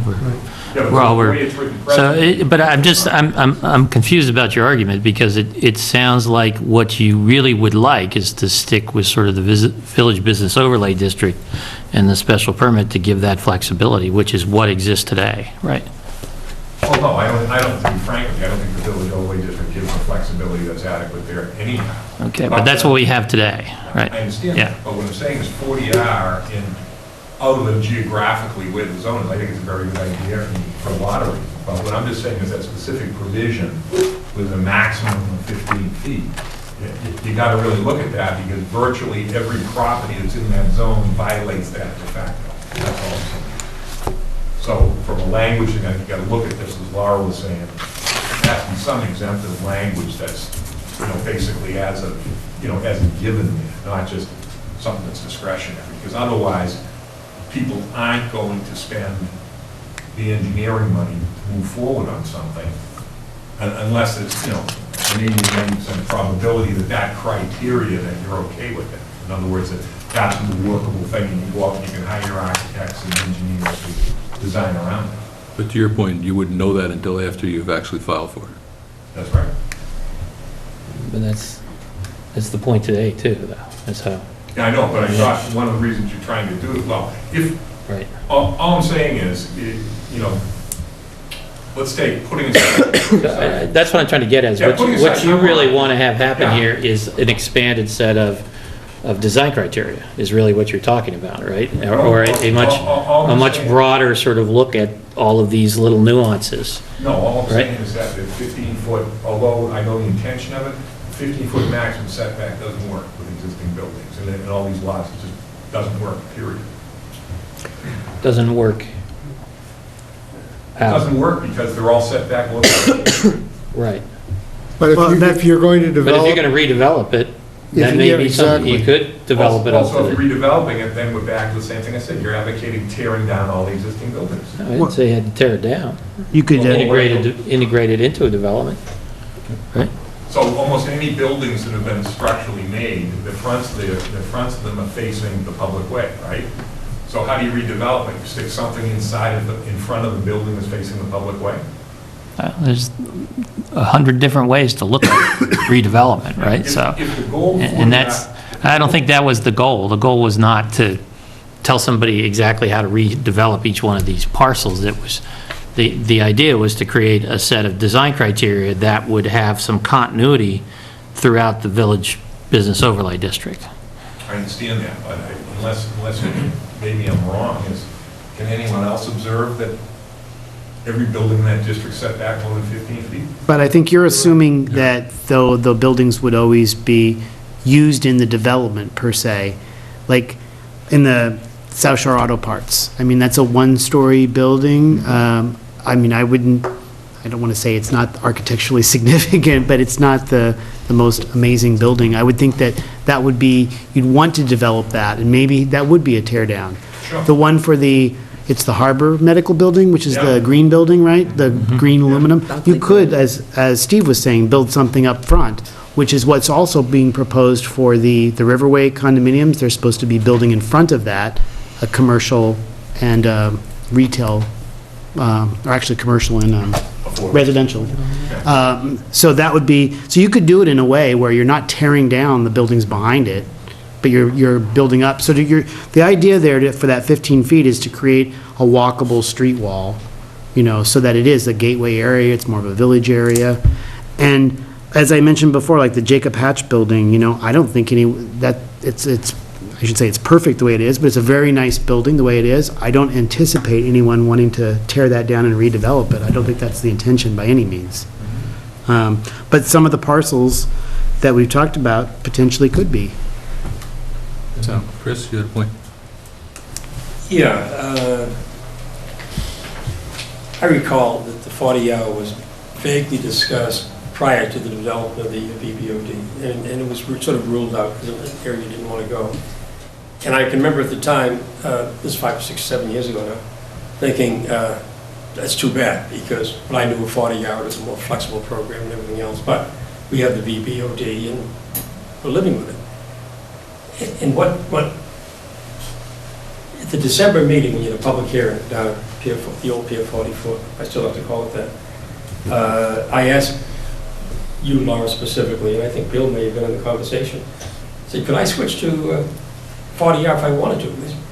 Why not, if you want to? Why would you? You're so close. I said, well, you never know. Maybe flexibility. And there's no suggestion that I couldn't. And then the map comes out, it says, well, you're not going to have that choice. And it just seems kind of inequitable to those of us on that side of the railroad that we don't have the flexibility that the people on the other side have. They can go either way. They can go village business, or they can go 40-yard. And I'd kind of like to have that same flexibility. Now, I'm on the cusp of getting approval, and I hope it'll happen next month. But, from the time from getting approval to putting a shovel in the ground can take time. I mean, someone could put their hand up and appeal my project, and I might be sitting in courtrooms for 3 or 4 years. Maybe I want to sit down with Charlie Reynolds over a cup of coffee and say, hey, let's get together. Maybe we can do more under 40R than I can do by myself, but you can do by yourself. It'd be nice to have that possibility. But they have it, but I don't have it. I don't have the choice. And it just strikes me as unfair that the people on this side of the tracks, or the wrong side of the tracks, as Chick would say, in terms of that ability to do other things. And you say the differences in density aren't that great. They're a little bit greater than you pervade. It's really only 16 units by right versus 25. No, you're right, Chris. And then 21 because with public benefits. There are no public benefits required on the other side. So there are differences, flexibility and everything else. And so it's just, so they have it and we don't have it. And I'm not convinced from what I heard tonight that we shouldn't have that right. That's all. That's interesting. I want to respond because I've got, feelings, I guess, on both sides of that argument. I think one of the things that we discussed very early on was limiting this 40R district to the MBTA lot and to development on the MBTA lot, because it seemed as though it was going to generate a little bit bigger scale development and was, less kind of along the lines of what the Village Business Overlay District had intended. I think, at least I've just got to speak for myself. My inclination was to do that, to try 40R, to hopefully try to get a 40R development in place and to see sort of what it was like without trying to spread it over a larger area and, if you will, burden other property owners or developers with this new set of regulations. I guess what I'm hearing here tonight is that at least the people in this room feel as though the 40R would be a benefit or a potential benefit to them. So rather than restrict it, we're talking about expanding it. So it's just an interesting situation. I personally would have no problem to extend it along Country Way.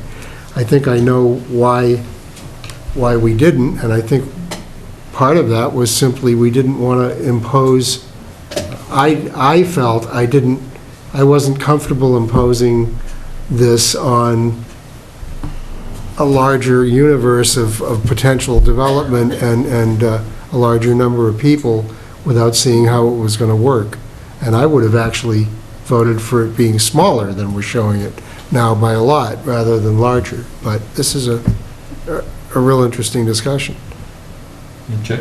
Yeah, after listening to Bill, I think Country Way is so much easier to develop than that. If you do a traffic study, I mean, most of the buildings are closer to the street. Chris's, mine, we have all the land out back. And that smart growth, as we talked about, and just bring the buildings forward and have the parking out back. And I have a design for that. And I think it can be easily done. It's a hard place to do it here. As Bill was suggesting on Drew's property, it's a dead end, turnarounds. Country Way is already there. You have this parcel of land. I've got 4 acres of land there that's easily developable. Not that I do it, but I'm just thinking here, it's a harder piece of property to develop. Yep. Just the traffic alone, with the MBTA, Stockbridge Road, it's really, the traffic flow goes down Country Way easily. Going up Stockbridge, how do you get Driftway up Buckeye, is it? Old Driftway? It's a congested area with the MBTA. Even though you take some of the parking lot away, you're not going to take the traffic away that's there right now. Yeah, the other fact of the MBTA thing, with this whole 15-foot setback, in all likelihood, the MBTA is going to require that the park that is closest to the public way, a good percentage of that is going to be retained for actual commuter parking. So if you have this 15-foot setback, there's a good probability that if logistically you think, hey, if someone wants to, the parking should be closest to the, I know there's under the bid, you can allocated in certain ways, subject to the approval or whatever, but the MBTA is not gonna let you stick the parking out in the back of the lot. They're not gonna do it. So if that 15-foot criteria, your prime parcel you're caring for development, you could have an issue right up front on that. Well, I think it's my understanding that, I mean, they're retaining what I'd call the one half of the upper lot. It's not the entire parcel. So that would still be commuter parking. And then the other half where it's kind of green space, and I think there's some light poles there, from that point to the south, it would be the development parcel. So I don't think there would be any MBTA-specific parking restrictions on it, at least that I understand. That's right. Well, and So it doesn't say the MBTA has final approval of the location of the retained parking? well, my understanding is they basically split that parcel. Like, you think about the entire upper lot, they split it in half, and they're selling off half of it. And if the people want to build a skateboard park on the other half, they can. I don't think the MBTA has any say, per se, in what they're being built. Yeah, I think they started out they started out saying that they were going to let the bidders decide where the parking would go, but I think somehow it changed, and now the size of the area that they actually are getting is smaller. Yeah, it's very small. Yeah. Well, and to Bob's point, I mean, I personally don't have any problem expanding the district either. I think, and actually initially when we started this discussion, there were several proposals that we said all the way down Driftway, even including the golf course. We were just trying to keep it to a manageable level because we've got also the sewer issue, which I talked about, but we also have to make it palatable to people to understand at town meeting for them to vote on it. So those were those two issues where we were trying to keep it sort of contained. But again, what I'm hearing, tonight is that the proposal, let's say where Stockbridge is, if it was everything on Stockbridge and Country Way, would that be, I'm just curious, your opinion, would that be, ooh, are you okay? Too many wires. Oh, well. That's good. Sorry. Thank you, sorry. Or would you want to actually include like Fitz Mill on the other side? I mean, I'm just curious, what would your proposal, would it be? How much is Fitzgerald currently under the village overlay district? I don't believe so, not the back part of the land, which is not in the business district. Okay. I think a piece of it is. I think a piece of it is and a piece of it's not. I think that he was at an Economic Development Committee meeting. He was at a prior planning board meeting, and he is very interested in this concept. And, I, for one, would have just done it all, but I'm just your friendly alternate. So, I mean, It would be a lot cleaner to include the entire BBOD, plus what you're adding to it. Can we talk about the logistics of this a little bit? well, the logistics are horrific.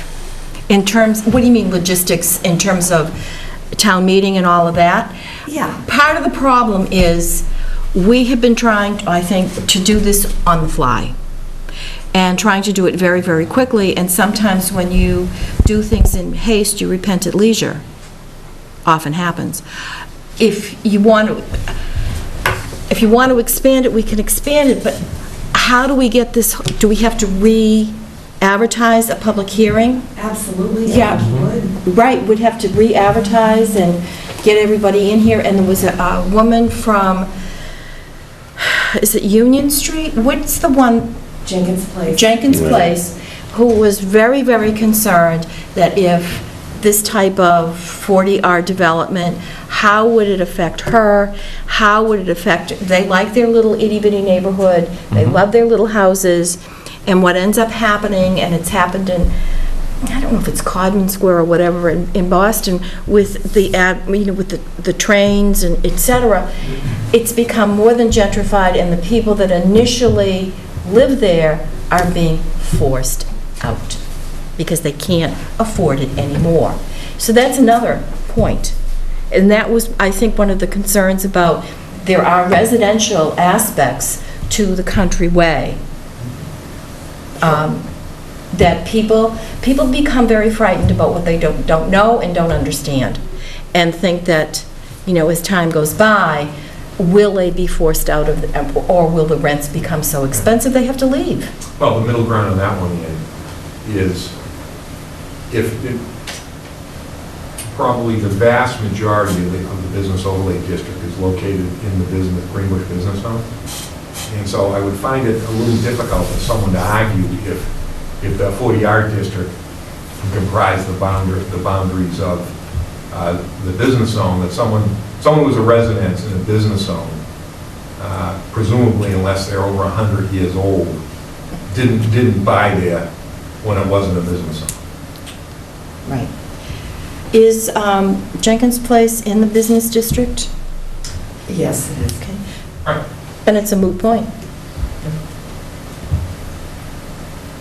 But the only thing, just to step off that, I mean, too far, but the only other thing, and I just throw as an observation to look at, is if the whole 40R thing is tied into presumably transportation of people using that, the one question I would have is that the parking space criteria basically tracks what the current overlay district is.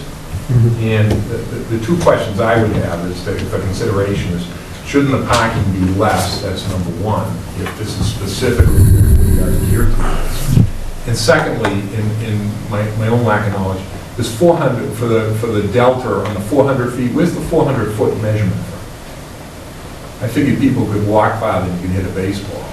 What was the 400 feet? What's the 400 feet? Oh, you mean from the station? Differential in what the parking space on 400 feet, you'd think that number would be like 1,200 or I didn't see 1,500 that. feet or I something. think it's a quarter of a mile. No, it's 400 feet. No, it's 400 feet, 400 feet. and it's from the platform, the way they explained it to us. Exactly.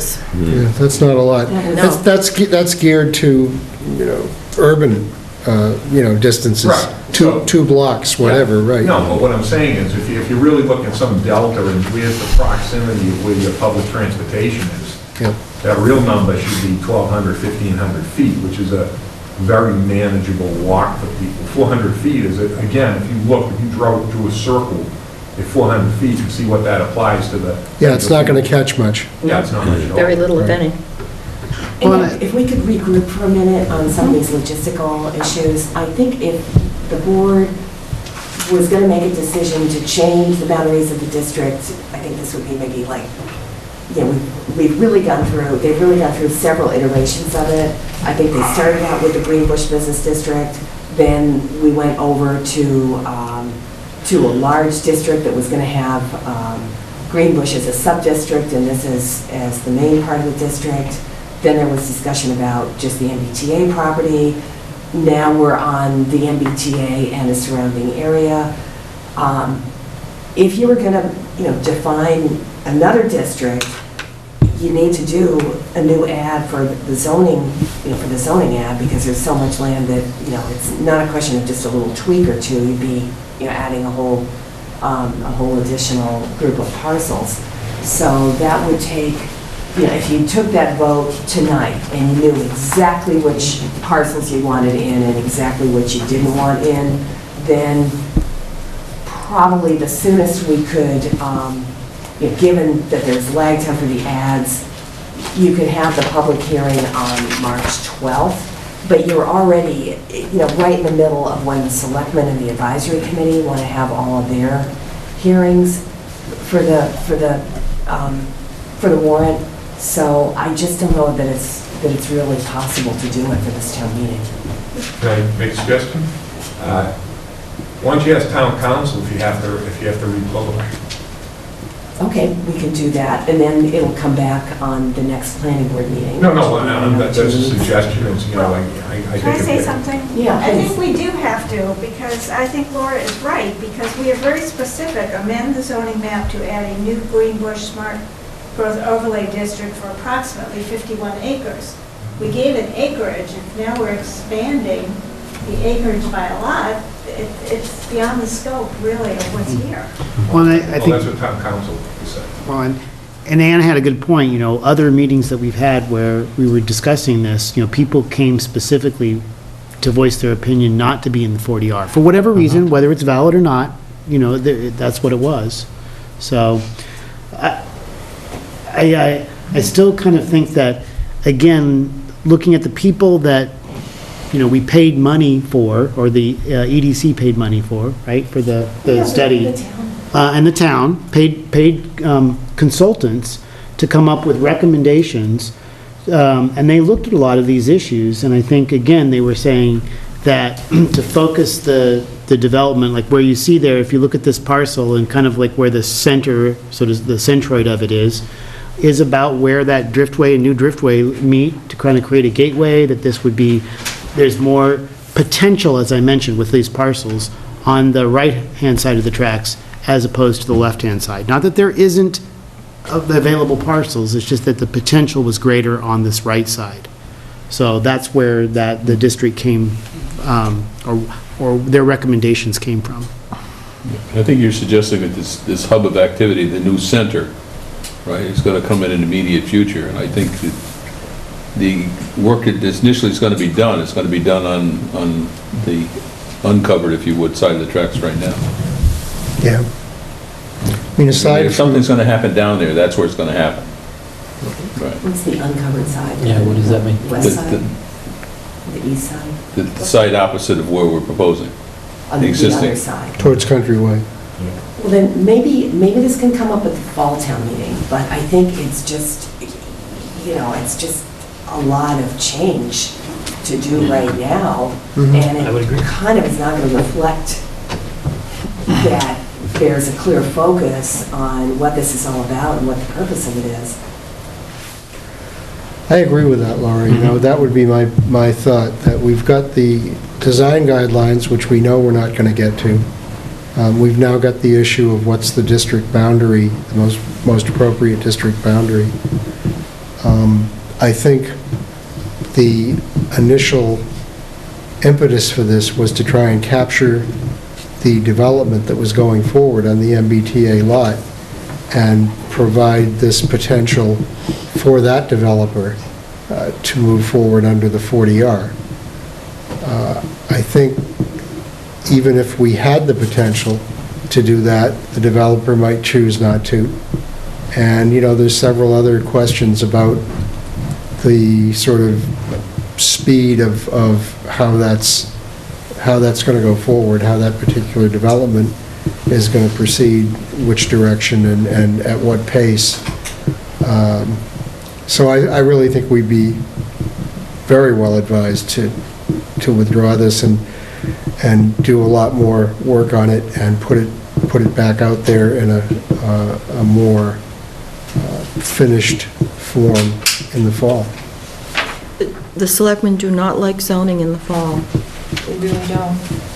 Well, if that's the case, then we'll wait till next spring. The consensus of the selectmen for you to do your due diligence and push it off and not rush. That's the sense that I got from the board members the other night. Right. I think the intent was to come back up is to put the stake in the ground based on the MBTA sale of their piece of property, and come back up and then build off of that. Correct. And I think that's an opportunity that doesn't exist. It doesn't? Well, it does exist, they just have to do it on the village business overlay district, right? I mean, they could do that. But I mean, I think the whole timing. They will do that. They will do that. Well, that's what I'm saying, is Right. that's the Because default that's for what's them. there now. Right. Yeah. And the other thing, too, to consider, we would have the better part of the summer to put forward the design criteria that we want, Right. and then we could then speak to frontage and what have you that Bill has brought forward. Yeah. And rather than relying totally and completely in the beginning on the design criteria for the village overlay district, we... Yeah, well, that was always the concern, right? Right. It was about that. Yep. The balancing concern was, are we gonna do all that great work after somebody's already moved forward on the MBTA parcel, right? And that's the risk we run, and we'll just have to take that risk now, so. Well, I think that you all are absolutely right, that we're trying to do this too quickly. And, We're not doing the same due diligence we did on the overlay. The initial. a long time. A long time. Yeah. Yeah, but I think the overlay, we got it right. So just a Chris may question, disagree with us in principle, so or at least question, in practice. but- yeah, devil's advocate, what is the potential downside to not moving forward? I mean, I see everyone's given very good reasons not to move forward. But what's the downside? Is it that just that MBTA property will go forward with the Village Business Overlay District as opposed to a potential 40R? I think the downside is mitigated by the fact it's a special permit. But that is the only downside that I can see. Well, I mean, you can't expand the densities and stuff like that, No. right? So, I mean, you Not- will lose density, so. On that one parcel, on Yeah. that one development, there's nothing else. That was always, there's nothing else in the works. but that was that's gonna- always the issue that was driving us. Oh, yeah, Right. absolutely. Absolutely. That was setting our deadlines and our, you Yeah, know. and given the Yes. comments they made at the last meeting, you know, it may be somewhat of a moot point because it sounded like he was actually trying to get Well, the special permit will be done by June. approval before he closed the deal, right? Right. He wanted That wouldn't happen He either. wanted that in No. August. No, I think he said June, wasn't it? June? July. It was a lot sooner than it's likely to happen. Well, I guess based on that, I mean, I definitely think that the 40R is the right way to go. But it does seem like it's beneficial to take the time to do it correctly. Okay, so do we want to come back up and, Very. well, I don't want to bury it. No, because we really need to do the work. right? Absolutely. So, I mean, we can leave this on the side, right, as far as the town meeting goes, but we've got to proceed with the design Agreed. guidelines and evaluating these issues, right? Okay, but do we want to come back up and indicate that we're not going to go forward with the 40R at this point in time? I think that's there are a what I number hear. of people out there that would be comfortable, more comfortable, Well, knowing that if that's the I'm case. only interested in 5 others. Okay. Not that I'm provincial, I'm only interested in 5 others. Yeah, I'm just trying to, again, Those weigh are the the benefits and the, I don't see many disadvantages, except for the one disadvantage is the MBTA parcel. That's the only disadvantage I see. Possible. I mean, that may not even, Yeah. if it That's doesn't the go risk as we're fast as they And- think it, and- developers think it will. And again, if we did go with the 40R, it wouldn't be approved till potentially August anyway, right? Right. Is that correct, from what I'm hearing? Right. So they couldn't do anything until after August. And then design guidelines for that would be those of the Village Business Overlay District, unless and until we came up with new ones. And I don't, I mean, it gets pretty dicey. You know, if you're going to have a developer proceed under a new set of regulations, for example, the 40R district regulations, you want all of those in place on the table before the developer commits, so that they know what they're getting into, and we know what they're getting into. Right. You know, this way, we're not going to have that done, even if we went ahead and town meeting passed the present proposal. We wouldn't be able to put the whole thing on the table. Well, and so that, I mean, it's So let not me- like we're not going after those design guidelines. We're getting some money. That would be wonderful. There's a draft RFP, which the EDC has seen. Right. So, The other thing, too, is if we go forward with where we're at right now, there'll be a lack of understanding, and this could go down in flames. Well, that's not going to happen. I'd look for a motion to IP the article. So moved. Now I'm looking for a second to IP the article. I second that, yeah. Now I'm looking for a majority of votes to IP the article.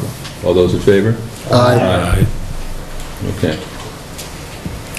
And let me thank you, gentlemen, for coming. Yeah, Yeah, thanks for your please, input. please I know come there's to other things the, that you could do in your life, but we got more feedback here than we have in the previous 2 meetings. yeah. They were sparkly attended, I noticed. Please come to subsequent meetings. We need your advice. Stay in Hawaii, you really should have. Yes. I really should. I got off the plane last Friday and said, why am I here? Right. Bill, should we do the public hearing for him, right, this, so he can go home? What? Is it was Yeah, scheduled we're for actually 9 o'clock? past the 9 o'clock. Yeah. This is neat. We can just vote on this and send him on his way.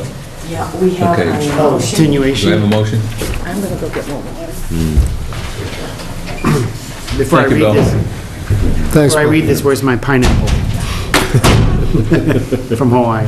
Okay.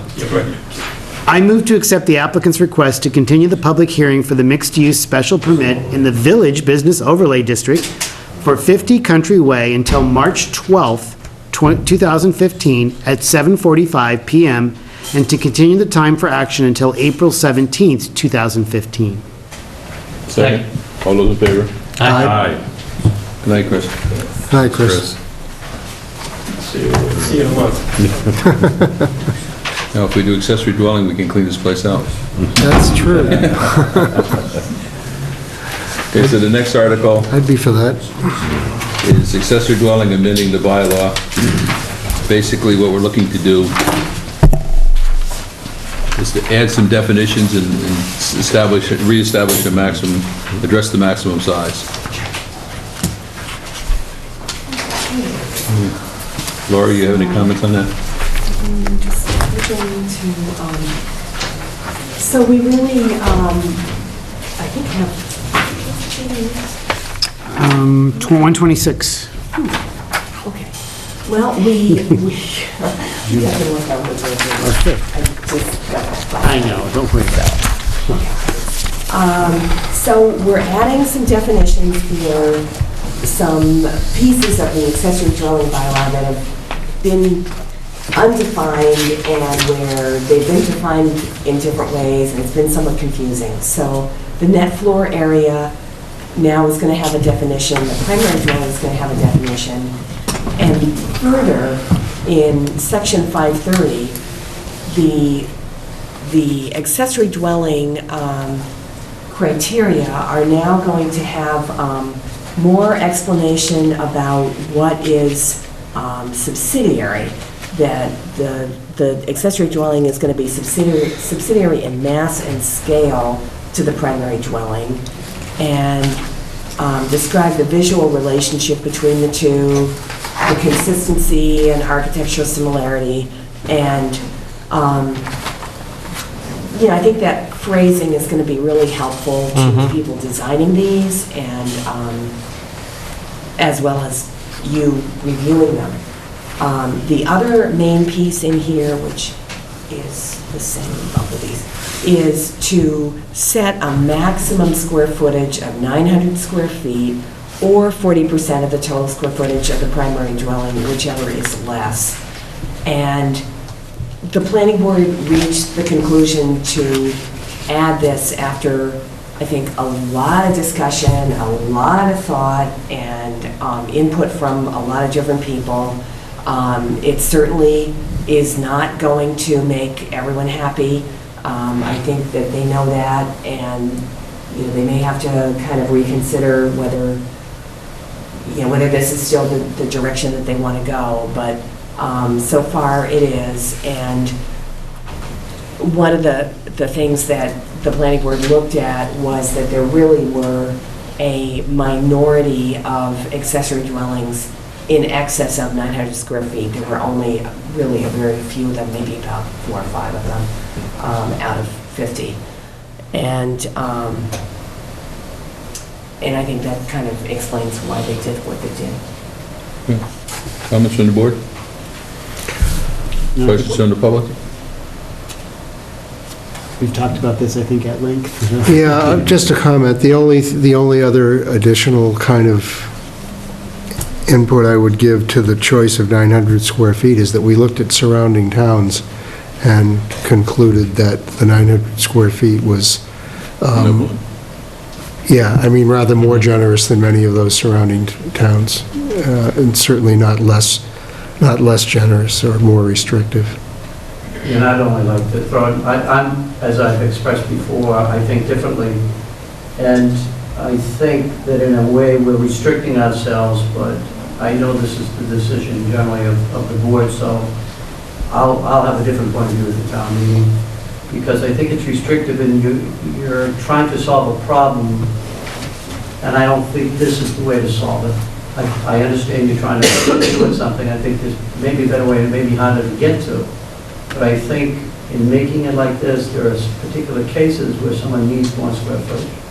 And so I think, as you said, the minority of them are in excess of 900, so it's not that there are a lot over 900. But anyway, I think we've kind of beat it through. Well, that's an interesting comment, though, the question is there a mechanism we could insert in here that would give some flexibility in that regard, in the instant, that was a planning board decision or waiver or something like that? I think you could definitely add some language, except when when it's determined to be, necessary in the point of view of the, in the opinion of the planning board. I think the only problem is going to be that. I think that makes us into sociologists, Laura. I don't want to be a sociologist. No, nor do I want to sit there and say, is it 900 or 915? Or is it 930? I don't know. You could do it so that it reflected lot size or, primary dwelling size a little more closely, tracking that. Well, Again, I think that. Lot size too. I think. Yeah. Again, though, I think you run the risk of having the need coinciding with an inadequate either lot size or primary dwelling size. So if, Joe, you're talking about an established need or an obvious need for a larger than 900 square foot accessory dwelling, you can't arbitrarily allow that to happen. You've then got to go back and look at what's a 900 square foot accessory dwelling going to do architecturally or spatially, or however you want to phrase it, in this particular instance on this lot, as a juxtaposition to this existing dwelling or this primary dwelling. I can't see leaving it that way. That has concerned us, a lot of these accessory dwellings, was the scale and mass compared to sort of the lot size and the physical size of the house. Right, and the neighborhood lot size and stuff. So where we got to on Hadley Road, if you remember, is we had a really big lot size, a good sized house, and it felt fine to do, that it sort of mixed in as like a carriage house, and sort of mixed in on that particular lot, and that was a larger than 900 square foot. Yep. But it was a small house, basically. It is. Right. Like you said, it's a carriage house, but it ended up being a small house. Compared to the primary dwelling, but it worked, right? It worked sort of spatially. It worked architecturally, I would totally admit. I'm not comfortable that was the right decision, however.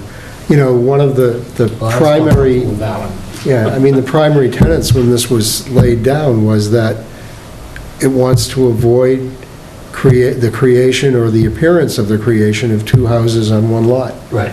And, that Hatherley Road situation absolutely created two houses on one lot. No question. Well, I guess I didn't agree with that. I understand. I think it created the carriage house sort of look, which is not unusual, I think, for a house on that big a piece of land parcel. But it was architecturally appropriate.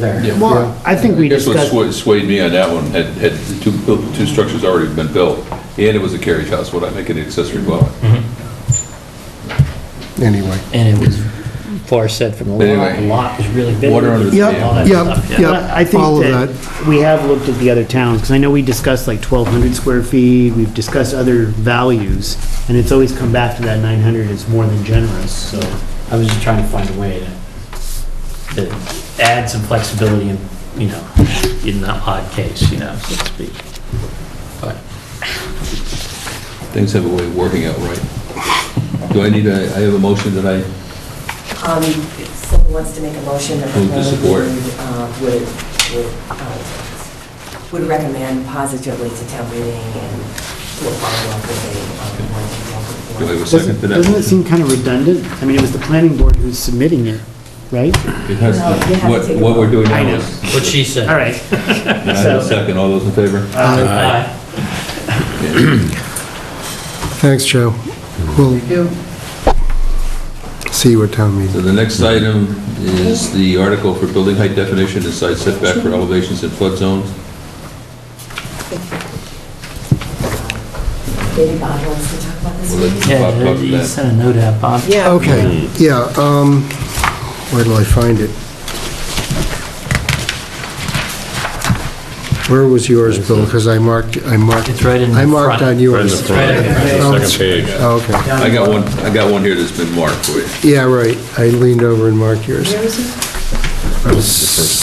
So what, I- oh, yeah, okay, that's fine. So the zoning article that we originally proposed, and I won't read the whole thing, but I'll read as far as it takes to get to the part that I want to discuss.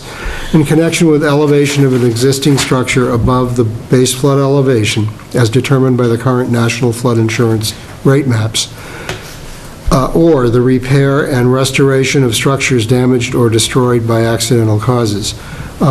So the impact of this would be to allow an increase in overall height from grade to reflect the elevation of a home above the existing flood insurance rate map flood elevation.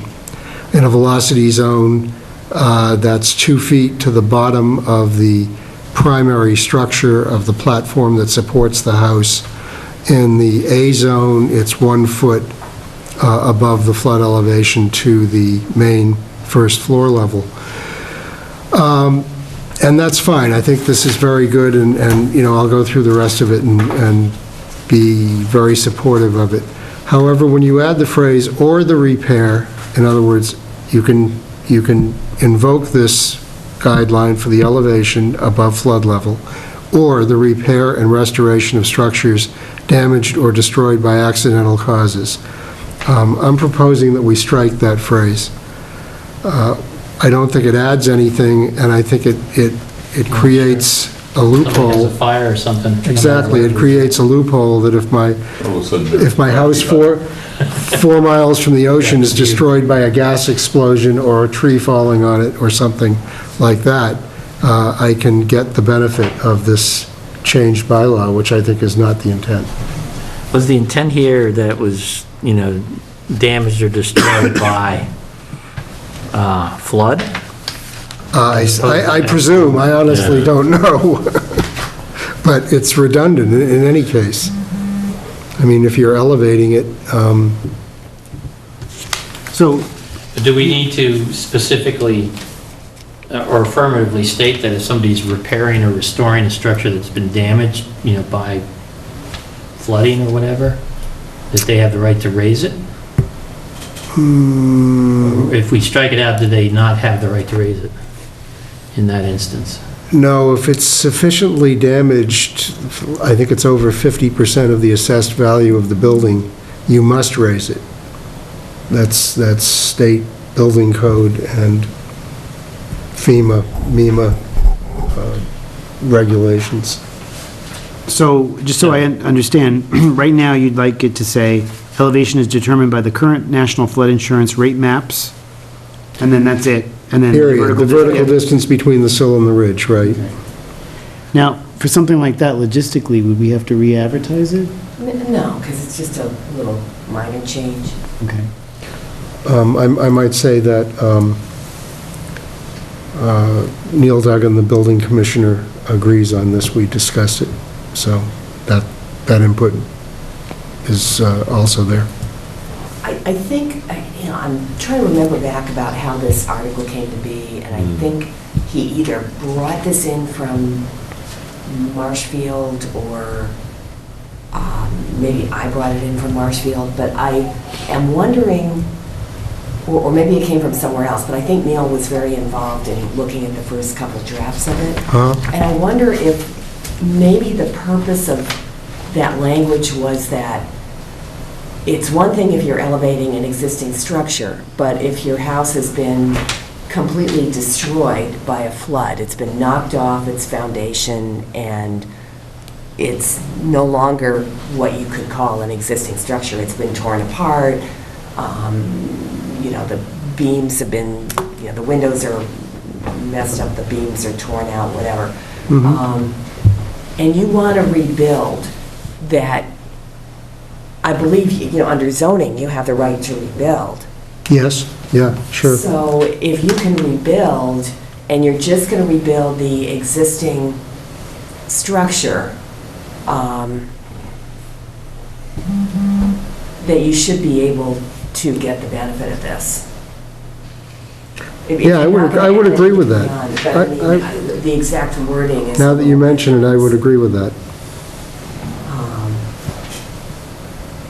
I thought you just said that there was another requirement somewhere that if a house was destroyed, it had to be elevated. You can't you're right, you can't rebuild it without elevating it. But that would then not be elevating an existing structure, it would be elevating essentially a new structure. I think that's Laura's point.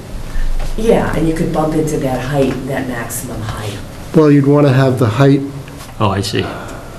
limitation So- you'd want to have the, yes, Limitation to be read from the top, from the sill or whatever. from the sill, Yeah. yeah. Yeah. And I think Still the it same is... height limitation. Yeah, right? yeah, but you might start Where you start your count measurement, 12 yeah. feet in the air, Right, as opposed to at grade. right. What if you just I said, think that, excuse me, but I think they're saying there wouldn't be a requirement. In other words, if you don't change the house, Mm-hmm, but you push it up and the ridge exceeds the 40, right, it'd let you do that. yes. I think that's what they're saying. Well, this It's a is necessary in the thing. case of So rebuilding. the question is, if my house is destroyed and I want to rebuild it, which I have the right to do, am I still able to avail myself of that same regulation? Sill to ridge 40 feet, even though sill may be 12 feet above grade. Yeah, but he's not tying that 40 to the Silver Ridge, because I have this Oceanside just got hit, Yep, but before it got hit, we still were going to suggest, let's go up, which could push it over the 40, yep, and there are other houses like this, oh, yeah, but it's not tying it to that. It's saying you can't change it. As long as you don't change the height from the sill to the ridge, you can go up and exceed the 40. Right, that's what we're saying. Yeah. with an existing house, Yes, yeah. right. Well, even a new one, Well, what we're reference- saying for a rebuild is the measurement is still from the sill to the ridge, right? It's just where does the sill start? So Well, we're not starting from the ground anymore, right? Right, Do you want to say something? that was the intent. Yeah. In connection with elevation of an existing structure or reconstruction of a structure damaged or destroyed by flooding, or reconstruction of an identical structure to one damaged or destroyed by flooding? It could be a fire. You know, the water can cause a fire, so you can't limit it to that. It happened down on Blaze Road. Yeah, I guess I'm seeing that all as like within, the flood was like the original cause, and then these other things happened, but they wouldn't have happened if the flood hadn't happened. It's written, it's well, because it's talking Oh, about... okay, Well, I'm just commenting Yeah, on this. no, You know what? you know, I'm right now I wanna see asking for longer. this. I'm asking for this very thing, so I'm familiar with it. I think because it's been advertised, we probably well, I think do it. the loophole that you were saying, though, Bob, was that potentially if a house just burned down somewhere. Well, any place, right. But I So, thought, You want to keep this to flooding, right? yeah, On the other hand, where you're talking about elevating, aren't you really always going to be talking about Yes. flooding? I mean, you're not going to be elevating a house that was destroyed by a fire. Unless you get a better view if you go up 10 Oh, feet. okay. I'm thinking of 92 Marion Yeah, okay. specifically, Which one? 92 Marion. Seven bathroom house. Right. now, So what do we want to do about this? The simplest thing would be to just strike that clause. I'm not sure it covers every single instance which might occur. But I think for the purpose of getting this on the books, we should probably just strike that clause, in my opinion. Got it. So what's going away? The or the second, repair and restoration of structures damaged or destroyed by accidental causes. That That's would good. go away. All right. So we're limiting this exclusion to elevation above base flood, or flood elevation I think that works. projects. 98% of what you're going to rent it to. Right. Okay. Do we have a motion? Yeah, the way I understand it. Do I have a second to his motion? So I motion that we recommend the changes to the zoning based on the striking of the clause or the repair and restoration of structures damaged or destroyed by accidental causes to the town meeting. Have a second? Second. All those in favor? Aye. Now, what portion of accounting and minutes do I have to do? We've got a couple of bills. We have one person who's very anxious to get his refund back from his inspections. Those. And there's the typewriter repair guy who needs to be here. We'll have this repair guy today. All right, I have three here. So I move that we pay Deborah Vaza for the refund for the planning board, or a guaranteed deposit account for funds deposited for construction inspections. That's in the value of $1,328.57. I move that we pay $88.44 to Gatehouse Media for the legal ad in the Scituate Mariner for the scenic road hearing for 71 Clap Road. And in addition, I move that we approve $421.20 to also Gatehouse Media for the legal ad in the Mariner, or I'm sorry, in the Patriot Ledger for the required public hearing for the 40R zoning, which we were at tonight. Have a second? No, that was the other. Second. Oh, was That it? was the DHCD one. Oh, okay, I'm sorry. Second. All those in favor? Aye. Does town planner want to tell us what she did in Mexico? Warm, sunshine. The local planner there and get some, My Spanish isn't that good. Looked at, I was telling Bob, they have underground utilities all through the city I was staying in. Love. Really, really, really nice. that's How can we always do, nice. we need to, I know we've talked about that a million times, but I'd be an advocate of any way we can drive that forward. Yep.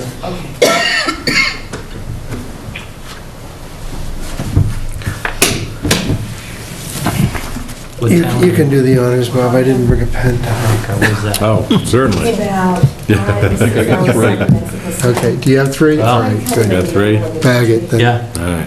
And, it was really nice, but the air quality was Oh, no. Well, you don't go there for the air or the food. Have you been, It was great. have you been watching Top Chef? Probably not. No. Their final couple episodes were in Mexico, and I don't remember the exact name of the town, but it was interesting. You might want to pick up the last couple episodes. Is there anything else before we do Bob's motion? All those in favor? Aye. We are adjourned. We hesitated too long.